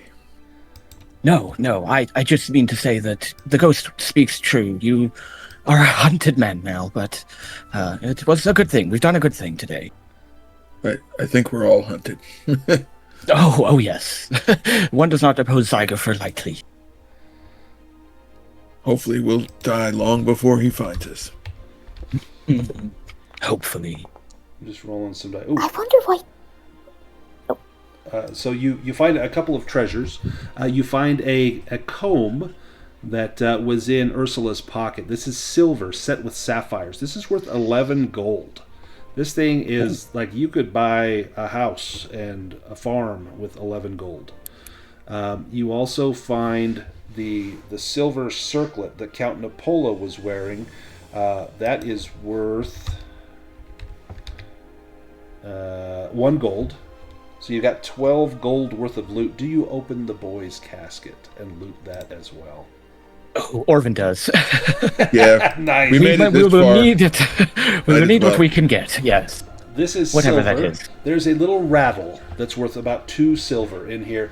And do you have a pang of regret as you pry this from his little dead hand? Not even a little bit. Like, he doesn't even think about it. It's like some sentimentality is lost on him in that case. Nice. So, yeah, we've got 12 gold and 2 silver. That would be, 122 silver. But if we want to divvy that up, we could say 2 gold each plus 22. 2 gold, and let's say 2 gold and 5 silver each. I think Orvin's going to cast a spell. He'll probably go outside and I'll be alone Yeah. when he does this. But he's cold, and he has a spell that helps with this. Yeah. We might just go rest anyways, so it might not matter, but he'll try. Oh, well. All right. I'm not cold anymore. No, roll on the mishap table. Ooh, Oh. so it backfires. Very cold, perhaps? So you heat up someone. Oh, I suppose that would be the opposite of cold, yeah. Yeah. And it's the blood. It's a spell to heat the blood, so... He just bursts into flames. The funny thing is there is a spell that burns people's blood, too. I have a spell that chills the blood. We might need that. So let me see whose blood gets cold. So one I was is wondering if if you can do things like reverse spells in this. Sure, it sounds awesome. So 1 is Nerdrum, 2 is Wendelin, 3 is Roderick, and 4 is Vasca. Who is the target of the spell? And it does say the spell affects you instead of your intended target. Then what if you are your intended target? Yeah. Oh, an offensive spell. I see. Instead of healing. Wait, what? Hold on. Oh, so yeah. Instead of healing, this would wound. Well, yeah, but it doesn't say who in that case. True. I have no idea. I'm gonna say. Well, what do you tell me how this would negatively act? There will be some consequence. Is it damage? Is it do you suddenly become very thirsty and you've just lost all your water? Yeah, I would assume damage because first of all, it's like blood magic, and he had to prick his finger. Like he's using his blood as the ingredient. I think it just heats his blood up or something. Let's do. This will be, I'll say, a point of damage to strength, which leaves you at 1. And would you say the spell does still work? Yeah, though. so it does remove your cold. Yeah, You get really with hot. mishaps, spells automatically work. So that's fun about that. But that is a bad time to get out of your water. So yeah, you begin to sweat, and you all see Orvin is just sweating. His skin is red and flushed. It's very hot in here.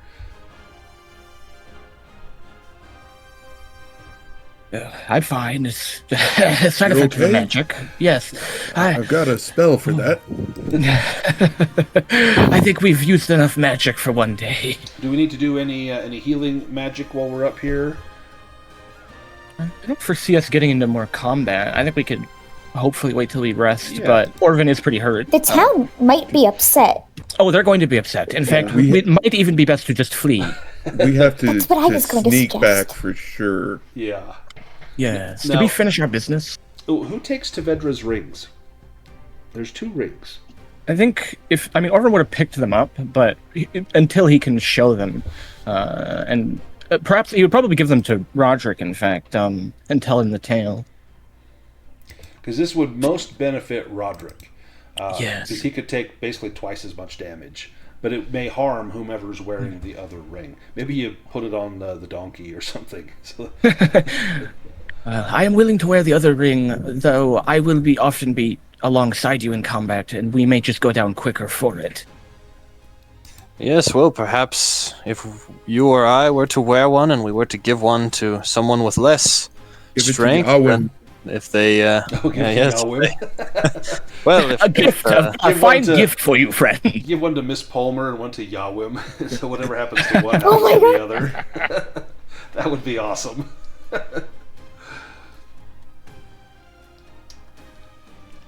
Wendelin's not going to take it. I mean, Yeah, I can't take it. I'm too squishy. So Yeah, Roderick I'm and a Orvin, two strength. there are 2 fighters, so I think probably the 2 of them. Yeah, it is a question. I do wonder if you want both of your fighters you wearing it, because we might just kill each other immediately, and then there's no fighters. But I think for now that's the best thing we can do is both wear one. The bad thing is if one of you gets a critical, the same injury is afflicted to the other one, even if they're not broken. Oh, that's kind of cool though. I like that. Yeah. So if like Nerdrum gets hit in the groin, so does Roderick. He just suddenly crosses his knees and hits the ground, unsure of what just happened. So how does the damage work? Does one person take the damage for the other one, or is it split up? It alternates. So let's say that Roderick and Orvin have the rings, and Roderick takes 3 points of damage. He'll take 1, Orvin takes 1, then Roderick takes the last one. Okay. Yeah, then I think us both wearing one makes sense. Yeah. Yeah. If you're willing, I'm willing, certainly. well, certainly, friend, and if you're ever surrounded in combat, I could always just take the ring off and flee. And I'll laugh at him on the back. That is true, it's not sealed there. Or if Roderick has a lot of strength, give the ring to like the enemy. Here, wear this. It's my gift to you. Go in peace. And then you stab yourself, and the enemy just keels over. Oh, that's a cool way to murder somebody, Right? though, yeah. I like how this turned dark really fast. Right. It's Forbidden Lands. We're not good people. Yeah, I love no. the reminder. Yeah. I mean, we can be. There's no Yeah. stuff says we have to Yeah. be bad, but... So if you guys want to drag that onto your sheets, you'll have Tevedra's twin rings. There are many artifacts like this in the game. This is just the first one, and it's most artifacts come with like a boon and a bane, something good that it does, but there can be a consequence. This one is the critical thing. If one of you takes a critical, the 2 of you take a critical. So Yeah. It's one of my favorite things about the system. Yeah. There's so many cool artifacts. Oh my goodness. now as Well, you, as they put their rings on, Wendelin will kind of snicker and she'll say, "Look, They're they're married." going steady." oh, they're century. married. Yes, well, it ended well for the last couple. Let me drop this on here. And then as you're up at the top of the hill looking down on the town below, and you see light. There was no light before, maybe a few candles here and there, but there is a lot of light, and it's coming from the river down near the Three Stags Inn, the Three Skulls Tavern. There are some boats on fire down there. You see a plume of black smoke and the red flames as the boats have been set on fire. And that's where we'll take our break, is right there. Shit. Yeah, when we get back in All about right. 8 minutes, we'll see what happens. So I will see you all in about 8 minutes.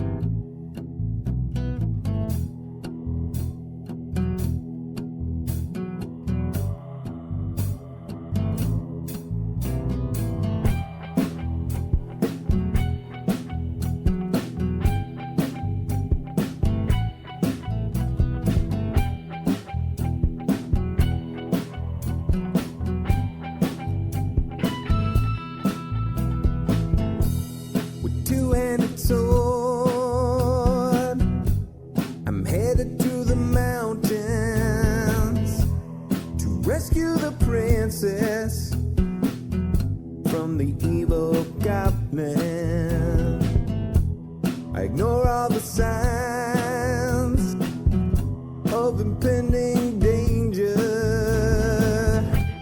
because I'm a fighter and not some crappy ranger. 47 hit points and a high dexterity,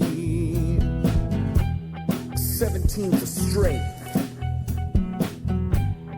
Kobolds are afraid of me, crafted from numbers on living paper. I skip from the mundane to a medieval caper.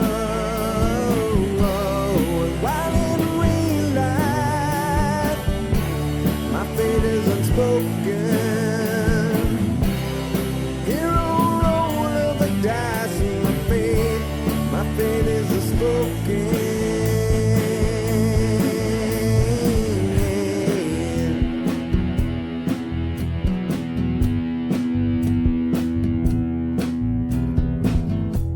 I locate the lair, but it doesn't make much sense to me.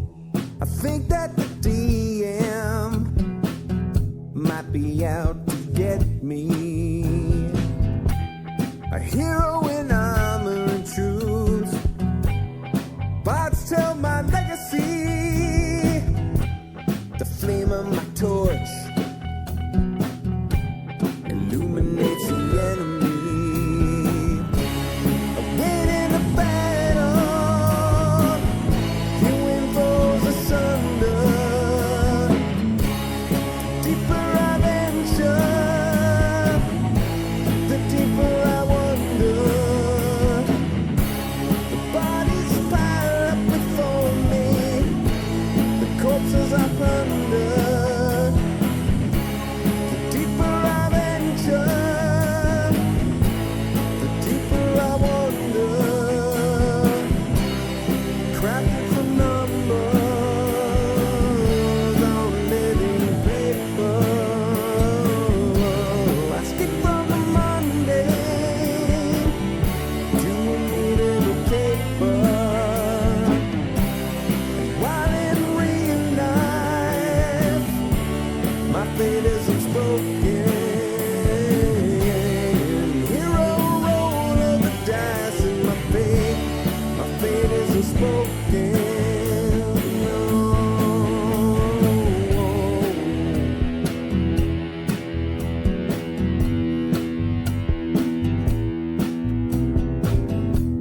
I drink my last potion, I charge through the open gate. The flame of the dragon tried to seal my awful fate. With a handful of dice, 5 times I roll 20.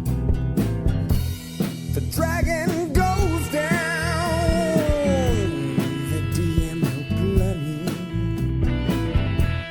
I leave with the princess, a satchel chock full of gold.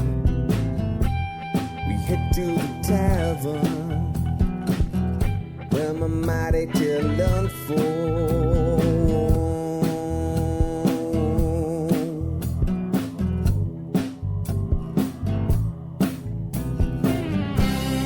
Crafted from numbers on living paper. I skip from the mundane to a medieval caper. While in real life, my fate is unspoken. Hero roll of the dice, and my fate is unspoken. The king he honored me with the mighty crossbow. It's blessed by the elves, he said. I thank him and I go. The life of a hero, struggling to stay alive.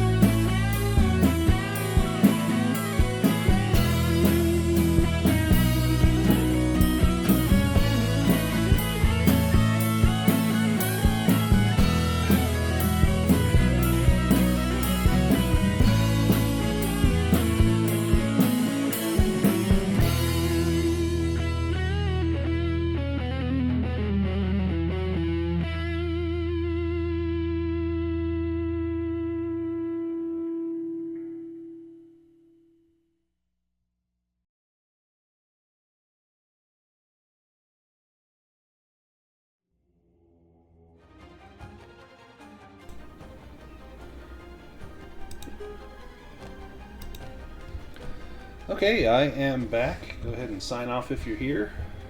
Hello. Hello. I'm here. I'm here. Hello. You're Hello. I think we're just waiting on Craig. I may have to step away in 5 minutes to get some food, but Okay, yeah, no it's problem. being delivered. Not a problem at all. Craig, are you with us? No, we'll give him a moment. He's off deciding where he wants to put that other ring, to whom he wants to give it. Does he wear them both and then stab himself to see what would happen? That I is a didn't even good think of that. question. Yeah, Right? Takes damage double. it's free. We could do it right now. Right? Hey guys. Well, No, John, you look like a scientist. Wouldn't you like to figure this one out?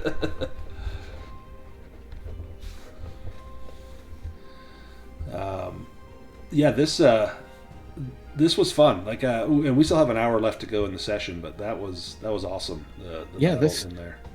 That's an incredible session. Also, just to say, I've never been in there. We didn't do that in our. Oh, didn't game. you? Oh, We nice. just showed up at the Hollows, kind of just started a few fights, and then left town. We didn't even go up there. Oh, nice. So I didn't realize how important this was. Yeah, it's kind of the huge thing with like the whole story, because I mean you've heard of Zygofer, and now everyone Yeah. else has. So yeah, very awesome. And Everyone won't shut up about him. yeah, the rings.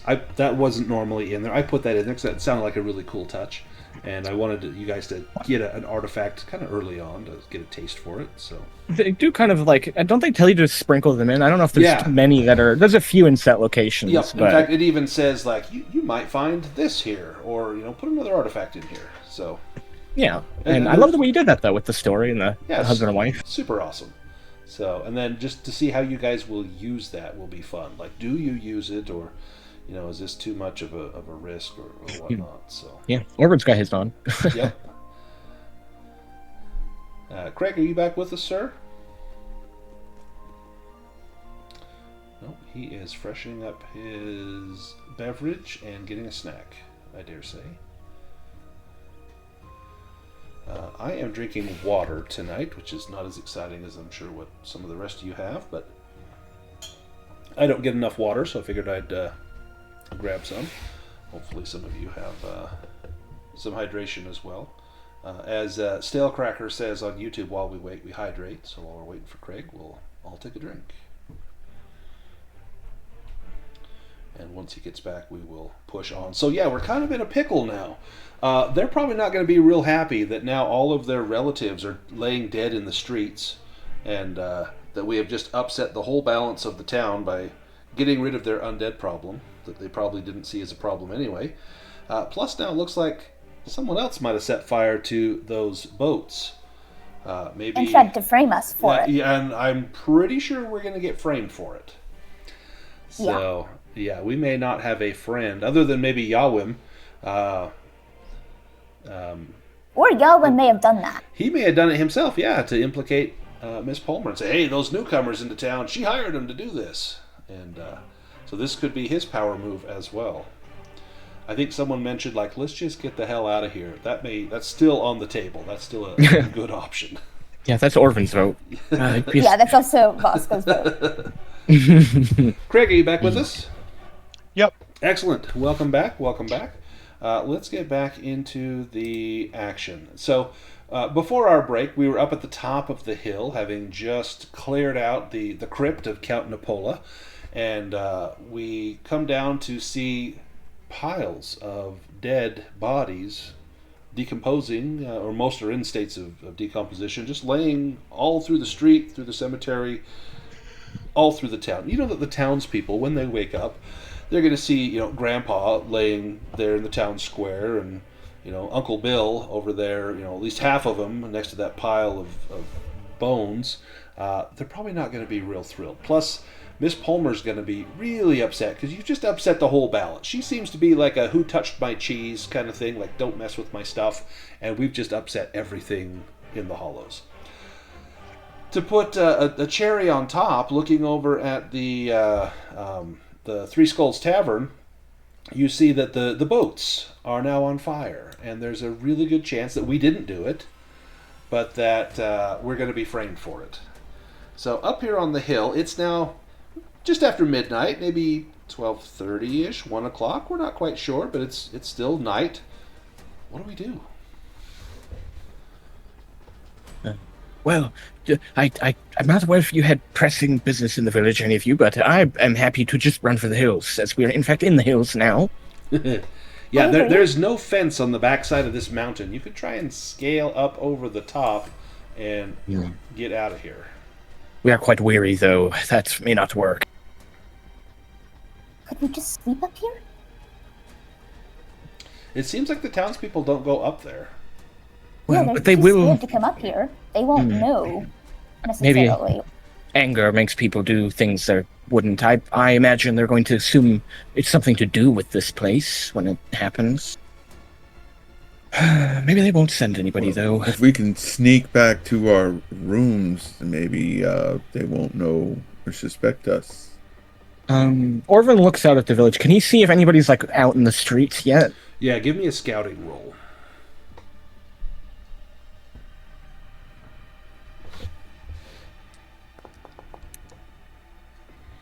Okay, so with a success, there's no one in the near vicinity, but over here on the other side, you can hear shouts beginning as people are waking up from the fire and the smoke, and you can hear a few bells going off, those little brass bells that people keep by their doors. Someone is clanging a bell frantically.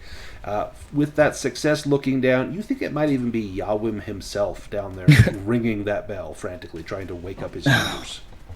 Yeah. Orvin sighs and, well, it's too late. They're aware. They will be in the streets by the time we get down there. I do think Yawim has done something. Before we leave, the townsfolk will certainly not be in their homes. They will be hasty to find whoever is responsible for this. Perhaps one of us could sneak into Miss Palmer's house. I know that there must be something valuable in there. I think that's too much of a risk, as much as I... It is a risk, but I'm not unwilling. Well, the four of us could go down to the gate and try and distract most of the townsfolk, while one of the more stealthy of us were to do this, and Roderick will look at the halflings. Yeah. Oh, hold on one second. So yeah, most of the people are going to be probably over on this end of town. There is a gate down here and a road that goes out of the village right there. That would be your way out. You could also go through the cemetery and try and climb the wall. The wall's only like 6 feet high. They'll never go to the cemetery. The fire will distract them somewhat, I would imagine.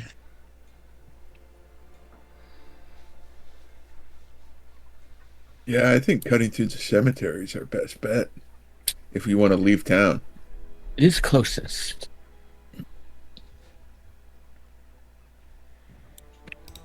It does go through those huts there. I mean, that must be quiet. Do you want to do a little looting on the way out? There is Orvin Miss did Palmer's like that house. idea. She's the wealthiest person in town. There's probably, silverware, if not money. She's probably got silver candelabra. I mean, there's a small fortune in her house. You could also just take the opportunity and kill her and then loot what she has, and if you wanted to really go, to the dark side. I'm not going to say no. I'm back. Welcome back. We're having delightful conversations about making our getaway here, and someone mentioned the idea of maybe killing Miss Palmer and robbing her. Maybe that helps Yawim a little bit, but I don't know. I don't know who brought that up. Where's her house at? Her house is this Right here. big house. Right there. Yeah, I think Orvin might just do that. Although he's pretty hurt. Might just do what? Kill her or rob the place? Well, bridge will make it to it. Mm. You could just I don't roll like that to plan stone ahead. right down the hill into her house. Maybe that takes her out. Oh, yeah. Vasca is just gonna, Like, you guys. we're not murderers. Well, speak They for all look yourself. at- I have look at killed their many feet. times. We're not? I prefer the term opportunist. Who Yes. are you people? Well, if you send that through her house while I'm heading down there, I think it will give me time to get in. Whether I should is Killed a lot another of matter. people on the way here. Yes. Well, I can roll the stone over. If someone wants to help me, we could prop it up to roll it down the hill. What would we even get? Well, she's going to have gold, certainly. Yeah. I And I bet the you do murder armor. hobo was born. Riches, jewels. Humans. So And she sentimental. might even have a spell or two. Yeah. Well, and if we ever decide to come back to town and she's no longer here, perhaps that would smooth things over and perhaps we could work things out with Yawin. Of course, I don't know if we would want to come back here anytime soon, as we would likely be seen as outlaws, but it's definitely an I don't wanna idea. kill her. Just for that, I'm going to split the party. Ooh. Wendelin is going to go see the, Nervia. yes. So she's in the hut right there. Yeah, so it's close. She's going to go wake her up and tell her what happened. Actually, I do want to go see Nervia too. Do I have I think I'm missing 1 XP because there were still things she could teach me, I think. Damn. We should share XP. That'd be cool.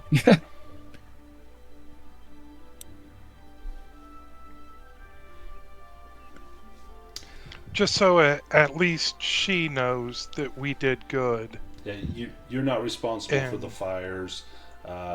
Yeah. Do you mention that you maybe brought about the end of the Restless Dead in the Hollows? Yes. Besides Nerdrum and Wendelin, does anyone go talk to Nervea? I mean, Would you go there, I don't see Vasca? why not. Or do you want to just try and get out of town, leave these guys? Do you go with? that's a good point. She may just want to get out. Yeah, maybe save your own skin. Now, there's a couple ways Yeah. to get out. So the wall that goes around the town, it's like 6 feet high. Most people would have no problem climbing that, and you would be able to climb it. It's not like it's a sheer, surface. There's little nooks and crannies here and there. You could go through the cemetery. Most of the action in town is going to be down here at the other end, so you could go through the cemetery and hop over the wall and be into these farmlands and gone. You could also go for the gate if you didn't want to climb the wall, but that brings you kind of close to the Dead Man's Hand Inn as well as the Three Skulls Tavern. So you have a few options for where you want to go. Orvin and Roderick, are you guys going to rob Miss Palmer? Orvin is, yes. Yes, Roderick will try and create some sort of distraction, perhaps. So you could roll that stone. That will, of course, townspeople might say, hey, that came from up in the hill. But it might also just flatten her in a pinch and would leave her house wide open that you could just walk in and start taking stuff. Well, if I roll the stone down and Orvin does the looting, I'll meet him at the wall near the cemetery. But if it goes wrong and I die, no one will even know. All right, is that what we're doing? Sounds like a plan. So let's start with Vasca. So are you going through the cemetery to the wall or down to the gate? Which one requires the least climbing? The least climbing would be the gate right down here. That will take you awfully close to the center of town. Will take you through the center of town essentially to get there. But there would be no climbing. You would have to open the gate and get through. The gate is shut at night. So that would be stealth. Yeah.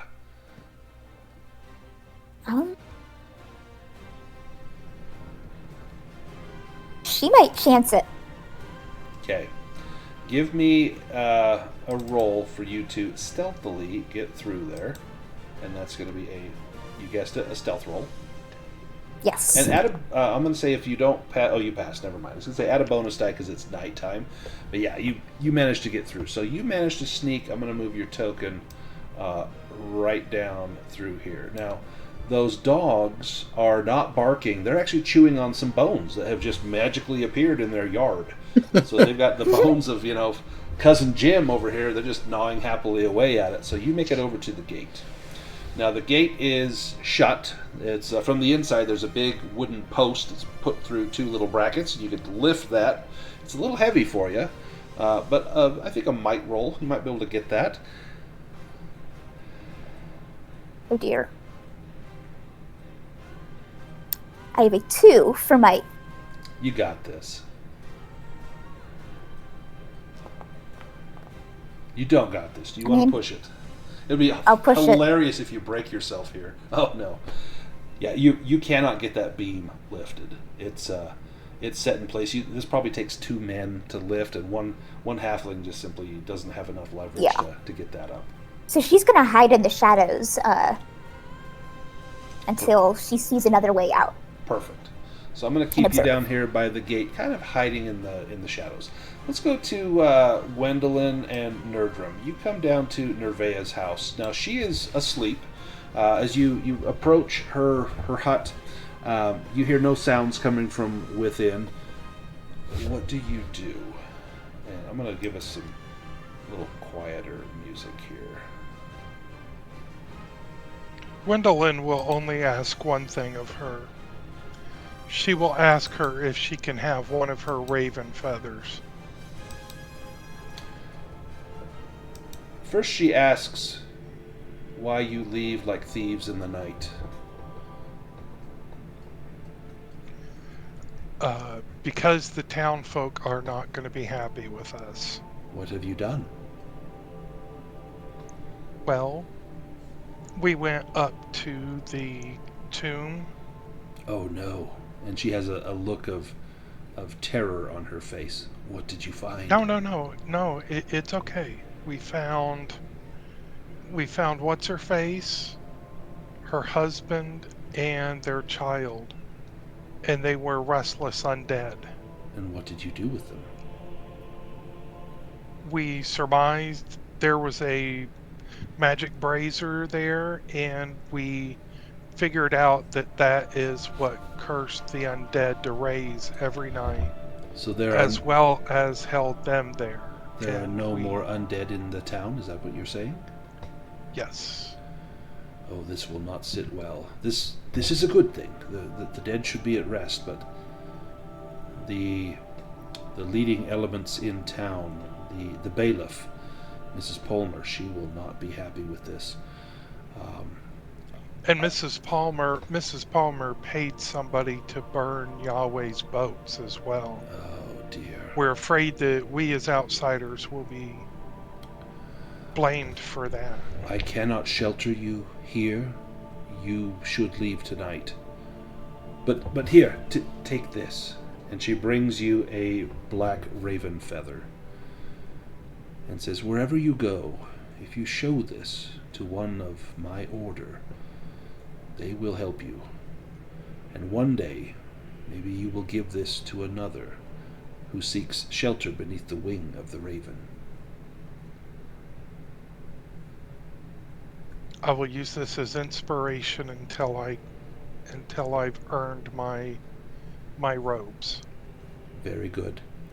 May the raven fly over you, watch you, and keep you. And then she turns to Nerdrum. I suppose this means we won't have time for our lessons. No, I just came to say my goodbyes, pay my respects. It might be a long time before we're ever here again. When next you come, it would be good if the folk in town were not reminded of what had happened. I would not pretend to be familiar with you for your own protection, but know that I would be grateful to see you in town again. We can renew our acquaintance as new friends should you return. Thank you. Yes, now, go quickly and quietly. Where will you go from here? No idea. If I might offer a suggestion, that would be to go westward. Follow the river. Take the river to the west. There is a lake. Or, excuse me, take the Elia to the west. But a few hours from here, there is a small lake and some hills. Find a crossing on the south side of the river. Head. Excuse me. I think I said west. Head east from the village. To the east, a few hours' journey, there is a lake. Find a crossing beyond the lake to the other side of the river, and head eastwards towards the sea. There you'll find the Blush, a huge river delta. To the north side of that, there is a place called Grindbone, about a day's journey from there. To the south, there is an old tower called Weatherstone. I have seen it with mine own eyes, but I've not been in there. That would be a place where you might find shelter from storms and from any investigations that may come your way. But wherever you go, go as friends of the Raven, and go quickly. And then she bids you peace and lays her hand on each of your foreheads, intoning a blessing for each of you. And as she gives you this blessing, you feel a peace and a comfort wash over you. And do any of you have injuries? Yeah. Gwendolyn lost half her hit points. Oh, no, she didn't. Gwendolyn, you regain a point of empathy, and Nerdrum, you regain a point of wits. Oh, nice. Thank you. Excellent. Thank you very much. And she bids you to depart quickly and quietly. Farewell. Farewell. May our paths cross again. And she Yes. closes her cloth door, and you hear her milling about as though she is preparing to go out and find out what has happened over at Yalwyn's place. Now let's go to Orvin and Roderick. So, Roderick, are you going to roll that stone down? You know it'll smash into that house. It'll probably be really noisy. It will alert people to what happened. Or the two of you can just go in with knives in hand, take what you can find. Perhaps you let Mrs. Palmer live, perhaps you don't. How do the two of you propose to do business? Do you have a preference, Orvin, or I don't really care either way. Well, the way I see it working ideally is you and I go in, blades drawn, look, desks, I don't know, wardrobes, anywhere where they'll keep money, and if I see her, I would try to kill her, yes. Okay, yes, perhaps she startled us, and we simply thought she was a restless undead. Yes. I like this plan. Good man. Vicious. All right. There's many windows in this house. There's a large front door. There's also a back door that you think probably leads into a kitchen. There's a small root cellar back there as well. How do you gain entry? It's pretty loud in town. Yami's ringing the bells. People are probably panicking. Yeah, I think Orvin just break a window. Nice. Are you trying to be quiet? I mean, not breaking into the house. Sneaking around, he's trying to. But yeah, when he gets to the window, he just smashes out the hilt of his sword. Yeah, give me a stealth roll as you're kind of casing the place. Oh yeah. With all the commotion in town, no one is looking here. Well, actually, that's not true. A few people look there as though they're waiting for her to get up and come out and restore order, but there's enough commotion that you can easily skulk about in the darkness undetected. You don't hear any sound coming from the house, but it's probably a matter of time before someone comes up and says, "Mrs. Palmer, come quickly." But that's not happened yet. Right. He'd probably pick a side window or one at the back, if there is one. But yeah, he would go through a window probably. Yeah, there's one around the back, and there are the finely glazed windows. You know, these windows are very expensive, and you might pause a moment thinking, gosh, you probably paid a lot for this glass, and then just smash right through it. And as you do, you can unlatch the window, raise it, and climb in. Roderick, when you see Orvin get into the house, what do you do? Well, I think I'll be on alert, just making sure that we're unnoticed, and then I will follow his lead. Give me a scouting roll. While Orvin focused on stealth, you're the lookout.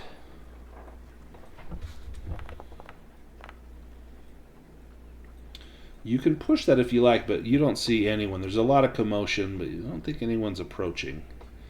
You want to push No, but I will still proceed cautiously, but I don't notice anything out of the ordinary. All right, the two of you get into the house, and you are in a drawing room. This is where she might entertain guests. There are some sofas. There's a bookcase, a small end table with a little candelabra on it. It looks to be silver. This thing here is probably worth about 4 or 5 silver just in and of itself. Do you take that, Orvin? Ooh, yeah, I think. If he's starting to carry too much, you can put it down later. Yeah. You just swipe it up in your hand. As you go through the house is very still. And you hear a creaking sound coming from down at the end of a hallway. It probably leads to the bedrooms, as though someone has just gotten out of bed, maybe putting their slippers on. Mm. Yeah, Orvin would point to Roderick and just say, well, loot or stand guard. She's down here. And I think he's going to go wait by her door with his sword drawn. Roderick, what do you do while Orvin goes and stands there ready to run her through? Well, I think Orvin is capable. I will see if I can find any silver or gold she might have hidden away. Give me a scouting roll with a bonus die for that. And again, it's dark, so it's kind of tough to see, but you're not really nothing's like locked or hidden behind anything. It is tough to see just because it is dark, and you feel around. You do find some silverware. Yeah, so you find some silverware. You think there's got to be more than this. There should be like a chest with money, but you're just not finding it. This silverware is probably worth handful of silver coins. It's a little tougher to carry around than coins would be, but what do? You're not finding the good stuff. Maybe it's in her room, or maybe it's elsewhere. As Orvin is listening by the door, you can hear the rustling of clothes, like someone's putting on maybe a robe or a cloak or something, and you hear the footsteps approaching the door, and you see the handle begin to turn. I think as the door starts to open, Orvin would throw himself into it to throw her off balance. Nice. Ideally. The old lady is flung down to the ground, and you hear an oof as the air escapes her, the wind knocked out of her. She's laying on the ground, one hand clutched to her chest. Who is there?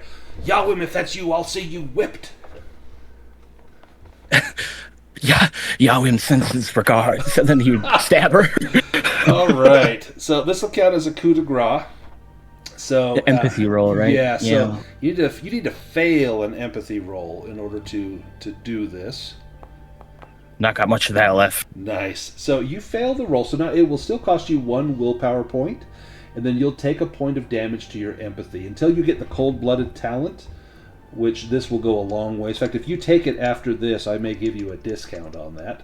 That lets you take her out. How do you do it? Yeah, after saying that, I think he just goes straight for her heart. He's pretty experienced in combat. He's, this woman's not moving very much. It's just, it's very quick. And Roderick, you hear the thump of a body hit the ground, and you hear kind of some panting and speech. It sounds like you hear the word Yahweh, and then you hear a whisper, and then silence. What do you do? Well, I was surprised he went through with it. I wasn't sure if he'd do it or not. I'm impressed with Orvin. Do you go into the room where he was? No, I think I'll continue searching for more valuables before we run to the gate. Orvin, you find on a small nightstand next to her bed, she's got some jewelry. There's a few rings, there's necklaces, There is a small chest under her bed that has coins in it. You start ransacking the room. Now, how long do you guys want to stay in this house? Once you've gotten in, do you have like a internal clock that's like 4 minutes and we're out of here, or just until you find the good stuff? Yeah, Orban's looking very cursy, just trying to find the good stuff, as you say. That's jewelry. He would grab that. How much was that, or what was that? So I'm gonna say you find. This is in gold. You find 10 gold worth of jewelry. This is the silver value. So the 7 worth of silver, and then gems will be. This will be the gold value in gems. So 23 gold in gems. So that's what? 33 gold and 7 silver? Yeah, and I'll just write that down on my bio to split it up later. 30 gold, 33 gold, 7 silver. Gold, 7 silver. Perfect. Yeah, okay. As you slide the chest out from under the bed, you glance over at her, and she's looking at you. Her eyes are open. Her mouth is slightly open. She's not moving. She's not breathing, but she has this expression of a fear on her face. And you look at that, and does it trouble you or disturb you at all? I think Orvin if he is disturbed, but he's more disturbed that he is disturbed. He's like... Yeah. I've done this before. I don't know why this affects me. This old lady in her bedroom. It's a pity there weren't children around, you know. More experience points. Do you shut her eyes or throw a cloth over her, or do you just leave her there? No. I mean, she's just not even there to him. He's just kind of going around looting stuff. I guess that chest. Nice. Excellent. It's been 6-7 minutes or so. Oh, I can't believe I just said that. It's been 7 or 8 minutes or so since you've been looting. And Roderick, you end up coming up with about this much silver. That's a lot. 16 silver worth of silverware, a small picture frame, things like that. Things that you'd have to melt down to make coins, but you could, they're still worth what their value is in silver. So you get about 16 silver worth of stuff, Roderick. And then could I maybe feel around for some loose floorboards where she might keep a lockbox or something? Yeah, give me a scouting roll for that.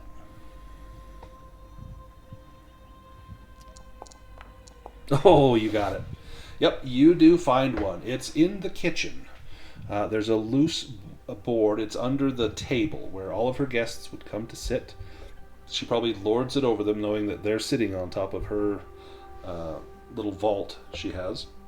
And as you move that board away, you can see there's a large chest in there. It is locked. Well, does it look like I could break the lock with my sword if I were to bash it with the hilt? Yeah, you think so. You could make a might roll and add a die to that. It'll make some noise, but... Oh, yeah. Yep, you smash it open. When you lift the lid, even just with the faint little bit of moonlight that's coming through the windows, you can see the glimmer of precious metal. There is gold and silver in here. It's loose in a big pile in this box. This box weighs probably a good 30 pounds.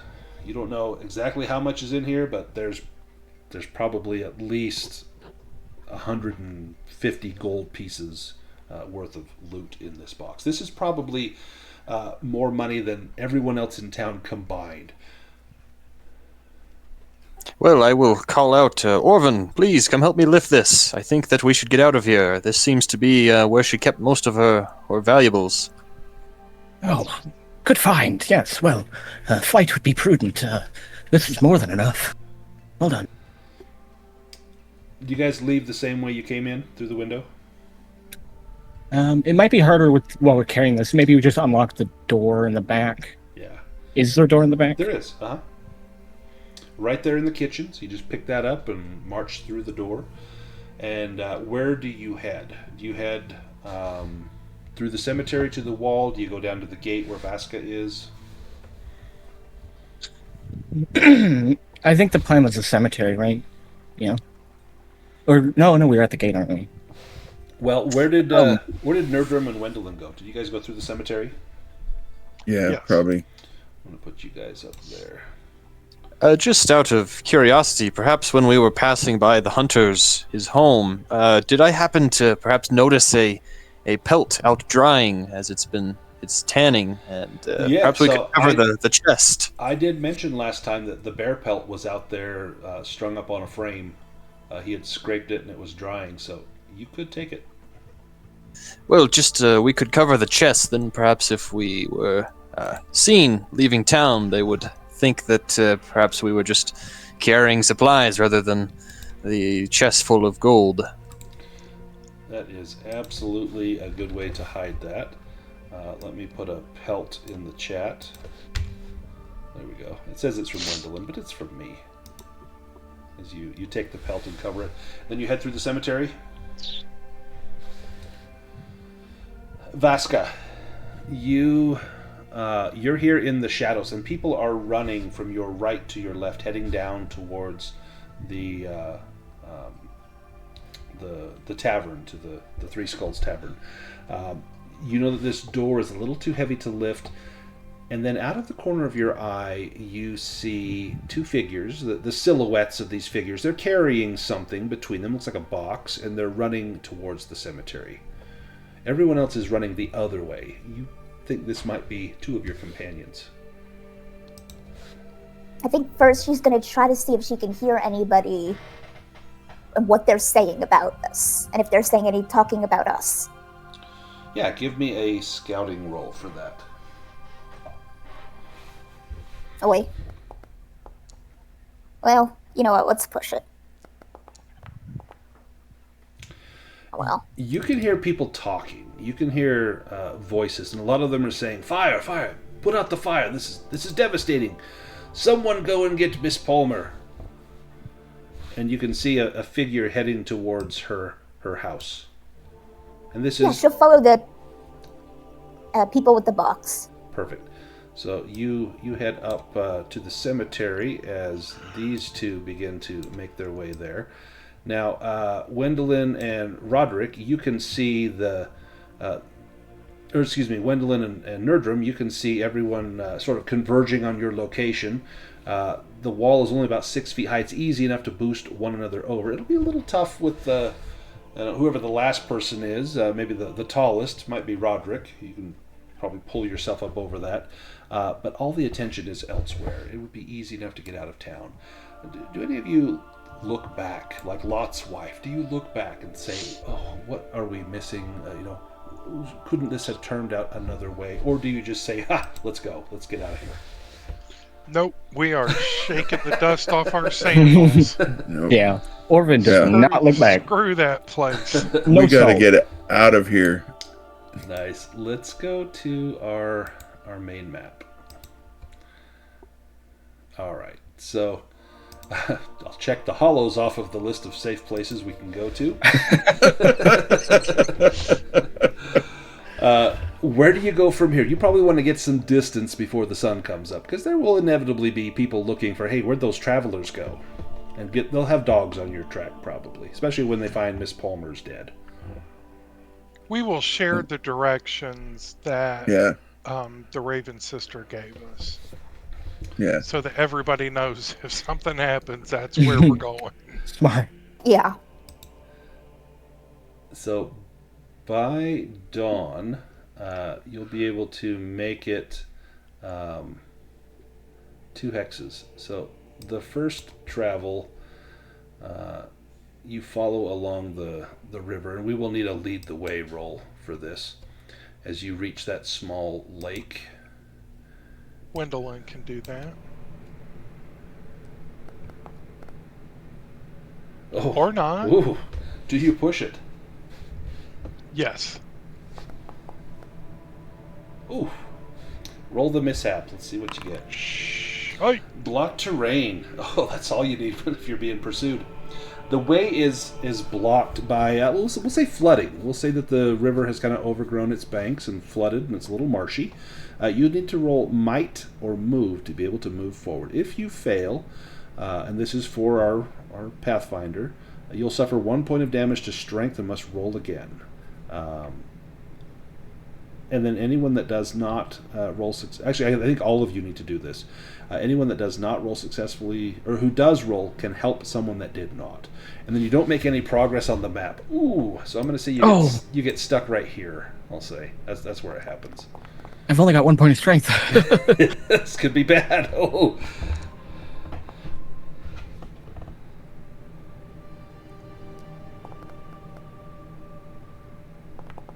Ouch. Oh, no. All right. So, let's see. So, Wendelin was able to move.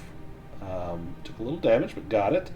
Nerdrum made it.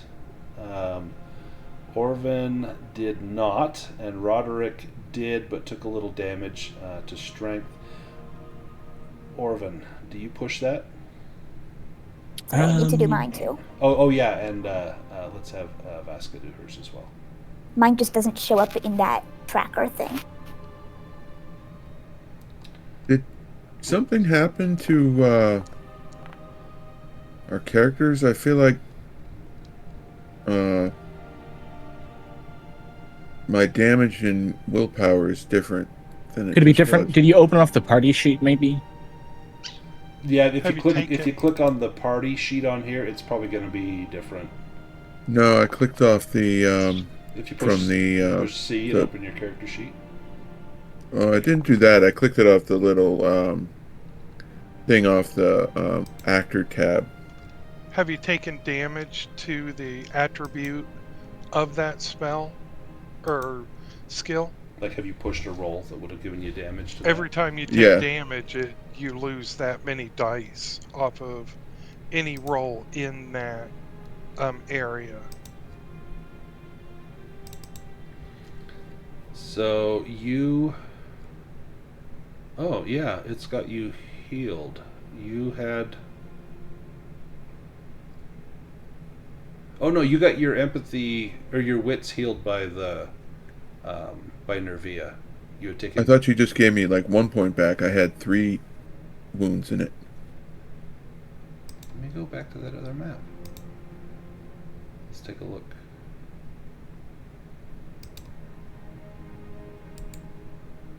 Let's look at our character sheets here. Yeah, see, that one shows damage to your wits. That is weird. And yeah, I have 4 willpower on this one. Yeah, let's... So And then I if had I 2 on open the other your one. character sheet... Ooh, I'm going to bring this up with the developers. Look at that. Oh, but yeah, okay, I see now the one on the actor tab is the one that was like on the world map where my wits are healed and I only have 2 willpower. Yeah. Let me see, is that linked? Prototype to... Oh, that's why. Okay, I know why.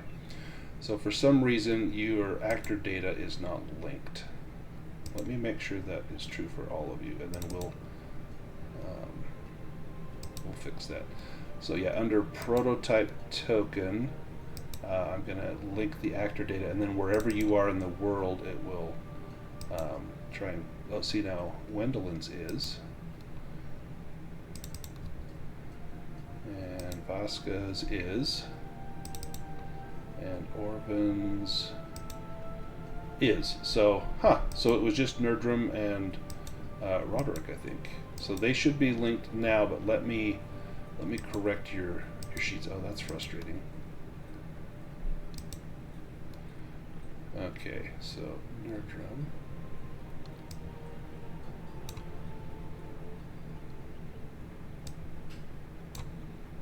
At least I know what it was, so we can fix it. So let me give you 2 damage to wits. Yeah, whoops, 4 willpower. And about your gear. The gear The gear might be looks different the too. Same. 'Cause I did take, You got more gold. You should have 6 gold and 13 silver. and I took damage to my leather armor. Yeah. So let me fix that. Did you take 1 damage to your leather armor? Yeah. Yeah. Yeah. Perfect. Okay, so yours is now linked, so that should be correct. Awesome. And Thank you. yeah, let's definitely get that right. And I think Roderick, yours was the other one that wasn't linked. I think mine's fine. Let's see. Let me just make sure that your gear jives from one to the other. Is this in the tracker that with like the activities, the travel activities? So I'm just looking at the just opening up the character sheets. Now that they're linked, that should be okay. I'll check the tracker here in just a second. If you go to the character tab or actors tab, there is your character, and then there's also the party. If you click on the party, that will bring up the travel sheet. Oh, awesome! Thank you. Let me make sure. Yeah. Experience is the same. Okay, yeah. Okay, everybody should be. That should be correct now. I checked. It was just you two, and I got that all sorted out. So let's go back to our Thank map. you. Yeah, thank you for noticing that. I did not notice that at all, but that shouldn't be a problem going forward. Let's go back to this map. Okay, so yeah, if you click on that little asterisk looking thing, that'll pull up the main. You should see your character on there, and that one should be, yeah, that one should be linked on there. So Nerdrums should show. Yep, perfect. Yeah, so then you can do the travel as well on there. Okay, let's get back to where we were. So we were doling out some damage. So we don't move far. We get stuck in this marsh. We're not but a mile away from town, and the sun is coming up. As you look back at the town, you can see that the black smoke has ended. The fire has been put out. You don't know what damage has been done. No one has come out as yet that you can see, but you know it's only a matter of time before the dogs begin to come out. We had a rest before we went up into the hills, so we can actually move for one more shift if we want to try and get a little further. That would be another lead the way roll. Does someone want to attempt that? I may not survive another mishap. Right.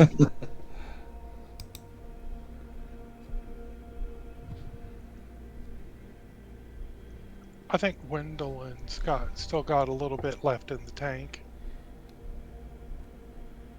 Okay. Oh, she's only got 3 dice. What role is it? The actual attribute? Sorry. Scouting? Or not scouting. Survival. Oh, I think Orvin has 7 in survival, actually. Oh, you're the man. I didn't realize it was survival, but as exhausted, tired, and conflicted as he is, he's still pretty good at living out in the rough. Pretty sure it's survival. Let me just double check. It is, yep, survival roll.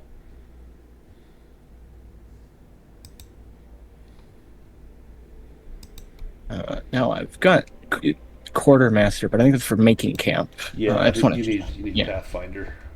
Why does Flint and Steel want to get? Oh, that's for making camp again, I assume. Yep, same skill gets used. Nice, you get a success.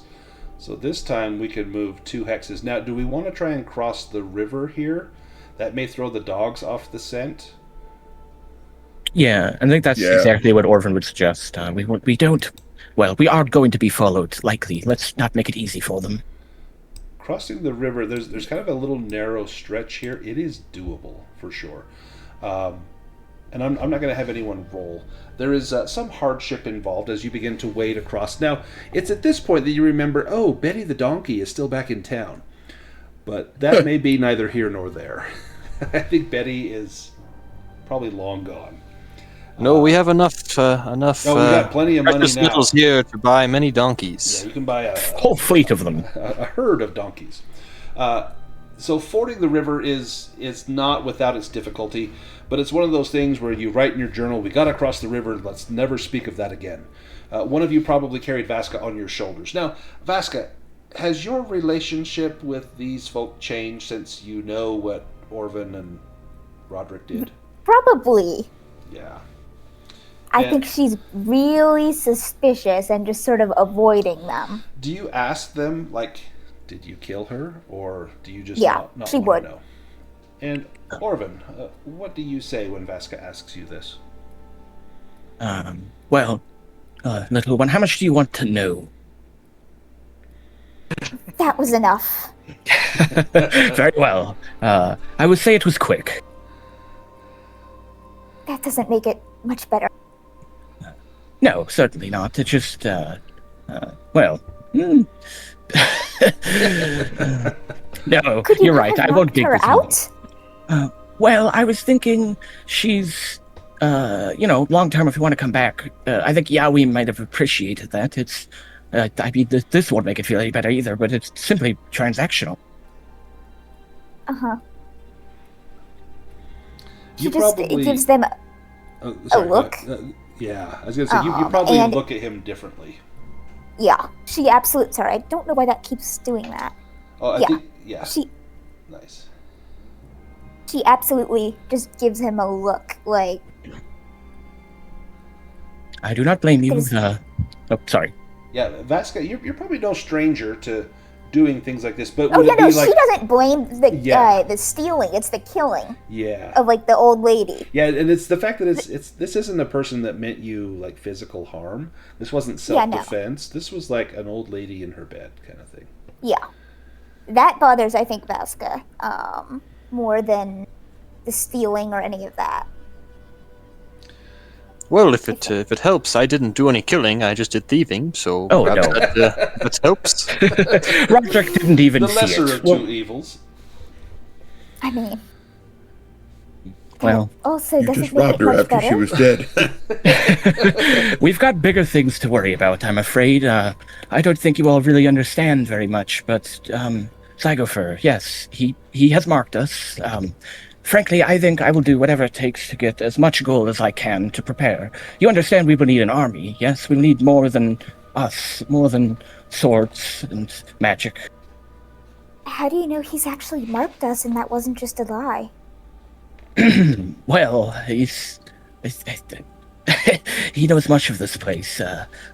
Frankly, I don't think anything will really happen in these lands that he cannot see. I'm a scholar, understand. I'm trapped with the mist as you, but, well, this much is obvious. He's obviously lying as well. Yeah. I think Vasca's just sort of like half convinced and half suspicious by nature. I don't think there's much we can do. The best we can do is enjoy life to the fullest before he comes to take his due. Curious. I'm going to try to kill him personally, but, well, I like that philosophy. It's quite relaxing, actually. Yes, and I believe Wendelin promised that we'd cut out his heart, so perhaps that's a promise we should keep. Oh, well said. To both of you. Agreed. Now you're across the river. You've been traveling for, a good chunk of the day, about 12 hours. It's starting to get late. You're tired. You don't have much distance between you and the town. You got a choice. You either need to stop here and make camp on this side of the river, or you can push on. You can do what's called a forced march. You can push yourself and hike for another quarter day. This would require all of you to make an endurance roll. If you fail, you will suffer a point of damage to agility, and you're unable to hike, and you have to rest and sleep. If you succeed, you can choose to leave any stragglers behind and split up the group, or you can stay and wait. Do you want to try and get a little more distance? Do you want to force that march, or do you want to set up a camp here because you're crossing the river, fleeing from town, hauling this heavy chest of treasure? It's exhausting. Do what you will, friends, but I don't think I could go any further.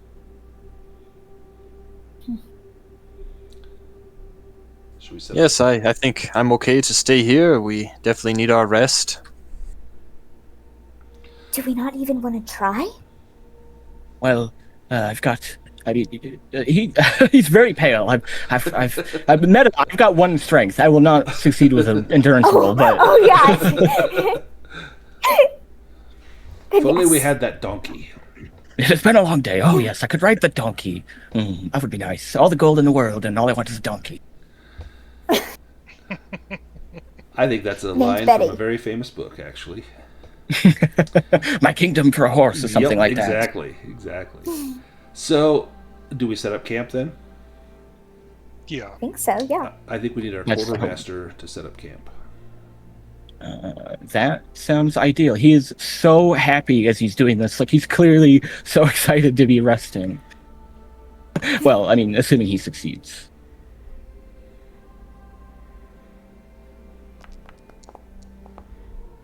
No. Oh my goodness. That's a risky push. Well, you did get a success. Take 1 damage to your wits. That could have been a lot worse. Yeah, that could have been really bad. You managed to get camp. Now, while you're setting up camp, everyone else, if you want to forage or hunt, you can. Or if some people want to rest, then they can keep watch while the others are resting.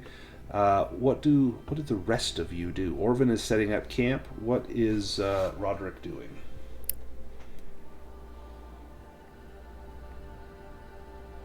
Well, I think that I might be watching to see if anyone follows our trails. Yeah, so that'll be a scout roll. You're kind of keeping watch. Give me the scout roll, please.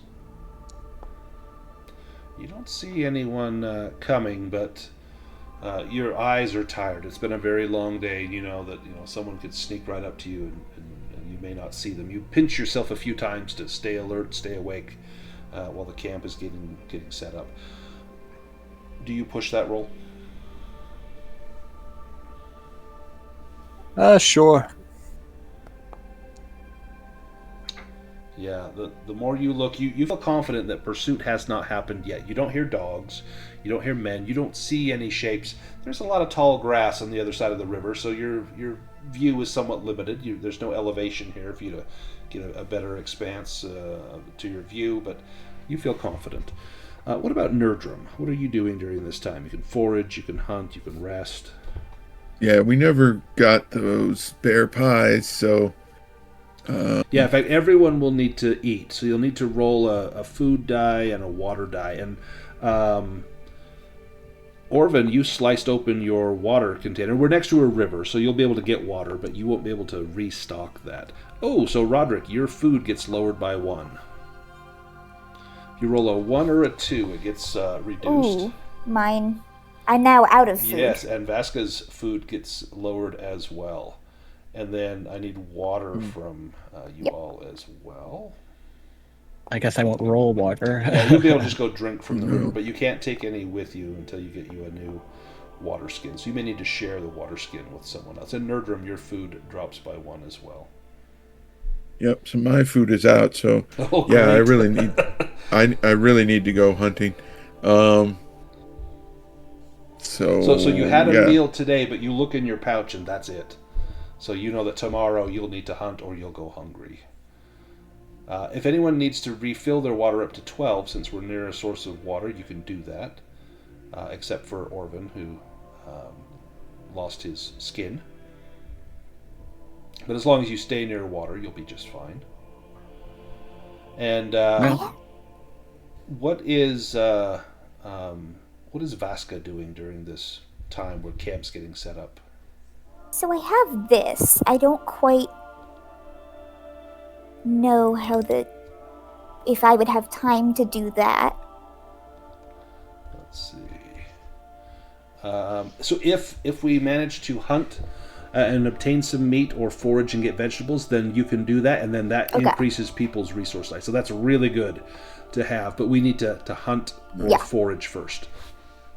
In that case, she is not good at that. She will probably sleep now so Yeah. she can take watch later. So if you want to sleep, if you open your character sheet, I think on the top there's a rest option. You can go ahead and click on that, and that will that should rest you. There we go. That should recover all of your stuff. And I don't know why, but I'm going to put you back in the party thing. Gwendolyn is also going to rest in the first quarter. Okay, you can go ahead and do that full rest. She will go over and she will grab Roderick's sleeping fur and put it on top of hers and curl up on it. Nice. I love Well, and that. here I have this bear skin. It's very soft. You can sleep with this. Oh no, that's okay. I'm fine. And so I think, is that everyone's actions?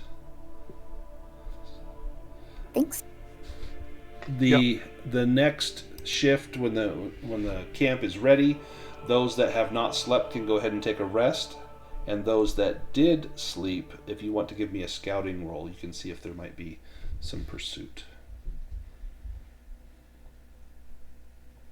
If I would have slept after making camp, or would that have taken? Yeah, you would sleep now, so it would have taken you Okay. that full time to set up camp.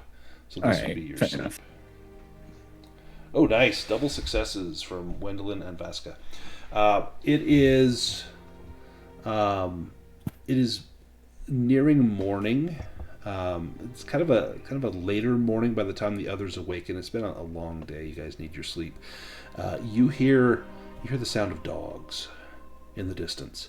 They could be half a mile, quarter mile away, but it sounds like dogs. They're probably going along the river. They're probably in this hex right here. And that's where we're going to end the session. When we start next time, you will have dogs braying across the river. You know it's only a matter of time before someone comes into sight. Let's do some experience points. So there is, I've got it in the journal. Let me post it here for everyone, and we'll do the questionnaire. So here's how you get XP. Did you participate in the session? That's 1 for everybody. Did you travel through at least one hex that you had not visited? That's a yes. Did you discover a new adventure site? That's no. Did you defeat one or more monsters? Is yes. Did you find a treasure? That's yes. We didn't do strongholds. No one activated their pride. What about, did you suffer from your dark secret? I'll leave that up to everyone. You can look at your dark secret and say, yeah, that came into play. Would you say Vasquez did? Yes, absolutely. Okay, that's what I thought. Yep. And then did I you... would say mine did in a roundabout way. So Yeah, I think so too. I agree. And I think Roderick's for sure did as well. I think I did. And Nerdrum's. Yeah. Yep, I think everybody. Gwendolyn did. And then, did you risk your life for another PC? That's yes. In the crypt, things were going bad, and for sure, Gwendolyn and Orvin and Nerdrum did for sure. Vasca and Roderick, you did flee. I mean, you saved yourselves. Tried healing. You did, yes. So Vasca, Yes. Yep, you did. Okay. Because you stuck around, and you know what? So Roderick, you did take a swing as you made a defensive retreat, and you told everyone, "Let's go," and you were kind of holding the line. And when you saw your sword wouldn't work, you did back away. I'm going to give you one, but I would say in future, let's, if you want to get that point, be a little more heroic. Of course, you and I know something about your character that's you're going to get that point somewhere else. And so you absolutely got that point. But did you perform an extraordinary action of some kind? Nerdrum, 100%. The raising the dead. That was amazing. So that's how many XPs you get. You can add those onto your character sheet. You will have a chance during probably this time where we were just resting if you want to improve your skills. So like while we make camp, or maybe practicing swordplay or whatever, if you want to try to increase a skill, if you want to go from like 0 to 1, it has to be something that you used and succeeded on, or have a teacher. And any of us can teach the other person how to do it.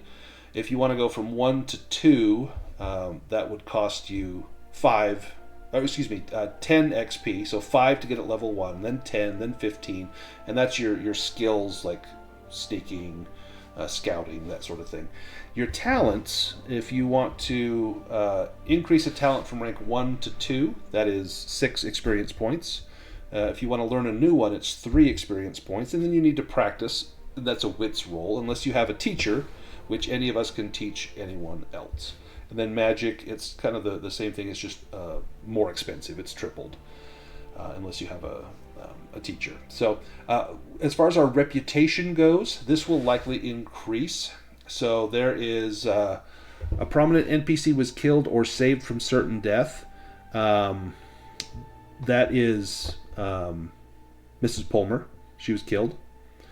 A feared monster was slain. No one really knew about the monster, so I'm going to say no. An artifact was found. And so that's going to be your reputation. Everyone will go up by 2. So on your character sheet, that is up near the top, next to your age and profession. You can change your reputation. You can add 2 to that. Does anyone want to spend XP now? Yes. Oh, and one last thing. Orvin, if you want to take the cold-blooded, you don't have that already, do you? No, he does not. He should. Yeah, I will take it. I will give you that for 1 XP. Okay. Yeah, that's fair. It's not the first time. It won't be the last, I'm sure. No. That was really, really awesome. I mean, it was dark and terrible, but awesome at the same time. Yeah. I think he's going to also increase Defender to rank 3. Nice. I'll put cold-blooded onto your character sheet. Oh, thank you. I was just looking for that and I could not find it. What do the different ranks do? I never looked. Let's look at cold-blooded. I'll add that to the chat for everyone. Okay, so rank 1 just makes it possible. Yep, you don't need to roll dice. 2 is you don't have to spend a willpower or suffer damage. And then 3, you recover a point of empathy. Oh, man. That's... Oh my god, you start to take like a morbid relief in it. That is not... I'm down a little bit on my points, guys. Hey, look, a village. Let's go there. I just like to be reminded about mortality sometimes. Nice. Anyone else want to spend XP now? How much do I need to get to the rank 3 spells? 15. Yeah. For death magic? It's times 3, the level times 3, so 3 times... or times 5, sorry. So 3 times 5. For spells, it's even more than skills. Oh, is it really? Oh, jeez. Yeah, oh, that's good to know as a mage. I didn't know that. It's tripled. So it's in the journals, the end of session XP. For magic... without a teacher, the cost to increase the rank in a magic talent or learning a new one is tripled. So normally it would cost you 3, it would cost you 9 to learn like rank 1 or to learn a new magic talent. To learn a rank 2 spells, it would be 2 times 3, which is 6, times 3, which is 18. So without a teacher, it's super expensive. And again, you guys can teach each other. Do we have to know it though? Yeah, so I someone would assume, have to know that talent or know those those spells to be able to train someone else. So is Orvin can I don't have the train- thing up anymore. So like level 3 is what, like 27? Level 3 would be 3 times 3 is 9 times 3 is 27. Yeah, without a teacher. Yeah. So Orvin can teach anyone cold-blooded, defender, or quartermaster if anyone wants to learn any of those. Those are both pretty niche, but Defender is always good. That's just like your extra parry. It's defensive. Defender might be really good for Roderick. Nice. Yeah. We've shared our rings, we're bound, and now we're teaching each other. How cute. The only talent you can't share is your kin talent, like if you have adaptive or the psychic for half-elves, that sort of thing. Roderick, do you want to spend any XP? No, I think I'm going to save mine for next time. Okay. How about Nerdrum? Did you want to spend any XP? Not yet. I think I want to go through the book and Okay. read through things and try to figure it out. Just let But me I know. am curious.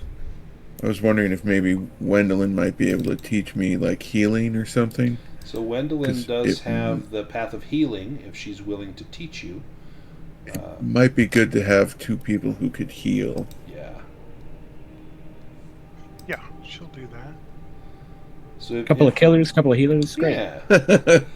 So if you have a teacher, it would just cost you. She just has to have a rank higher than you, which she does.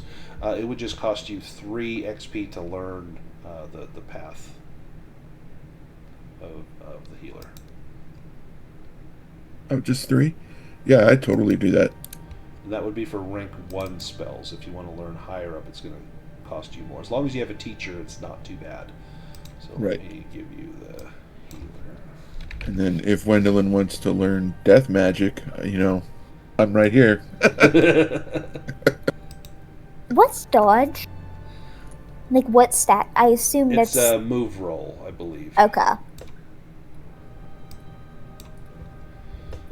Let me give you the healing spells on there as well, Nerdrum.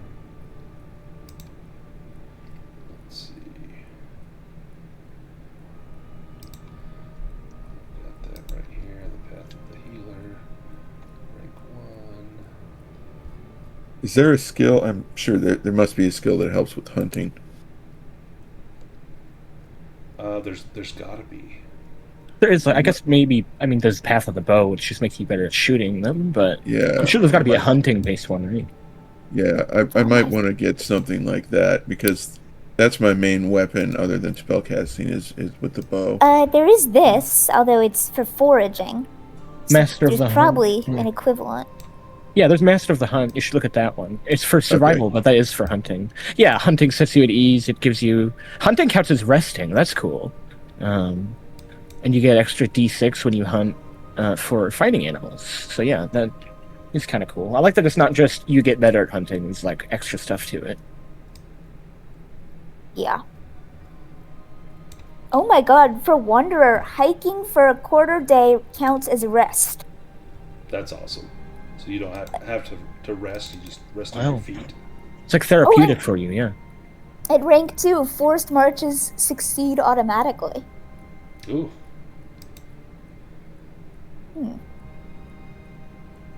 So you can't take talents that are for other professions. Like I couldn't get Path of the Arrow because that's a hunter's talent, right?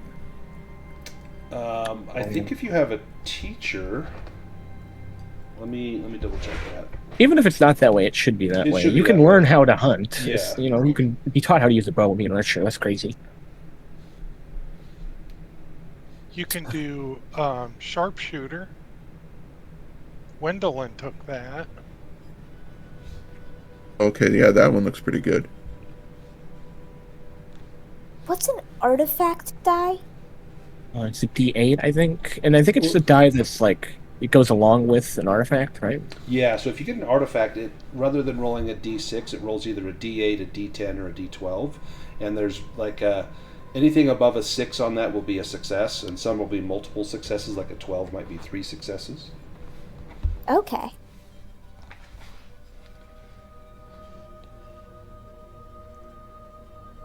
Learning a lot of mechanics from these feats or talents. So you can only learn profession talents from your own profession and never kin talents. That's kind of silly, but Yeah. I guess that just at least makes it so the classes are unique, I guess. Yeah. I don't know. That's weird. Yeah.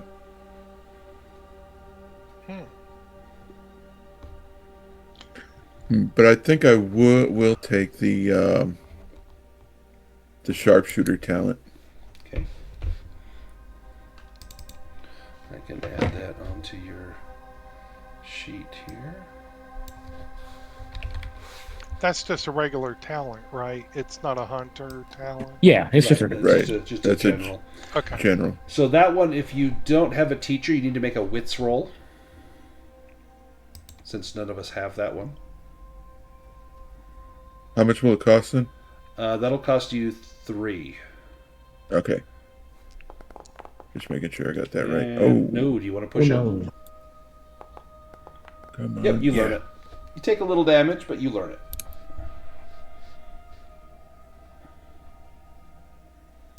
I have a question, another rule question. Yeah. I don't quite understand this one. The pain The resistance. first.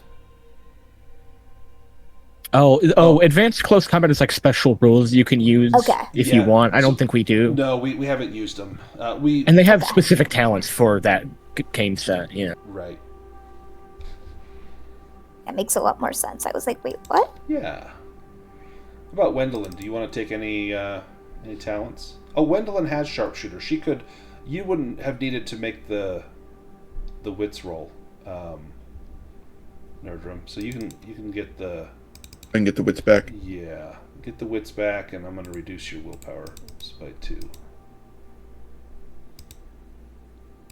Oh, come on, there we go. Oh, I'm gonna take this. Oh, that's a good one.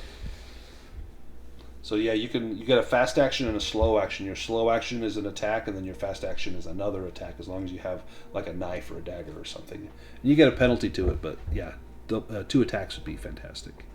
So that's 5? No, that would cost you 3, and then since we don't have a teacher, you need to make a wits roll. Ooh. Did we split our gold yet? I guess we'll do that next I don't time. think we have. Nice. So you got it. Let me dump that on your sheet. I'll subtract experience. Perfect. Nice. Not subtract. Go.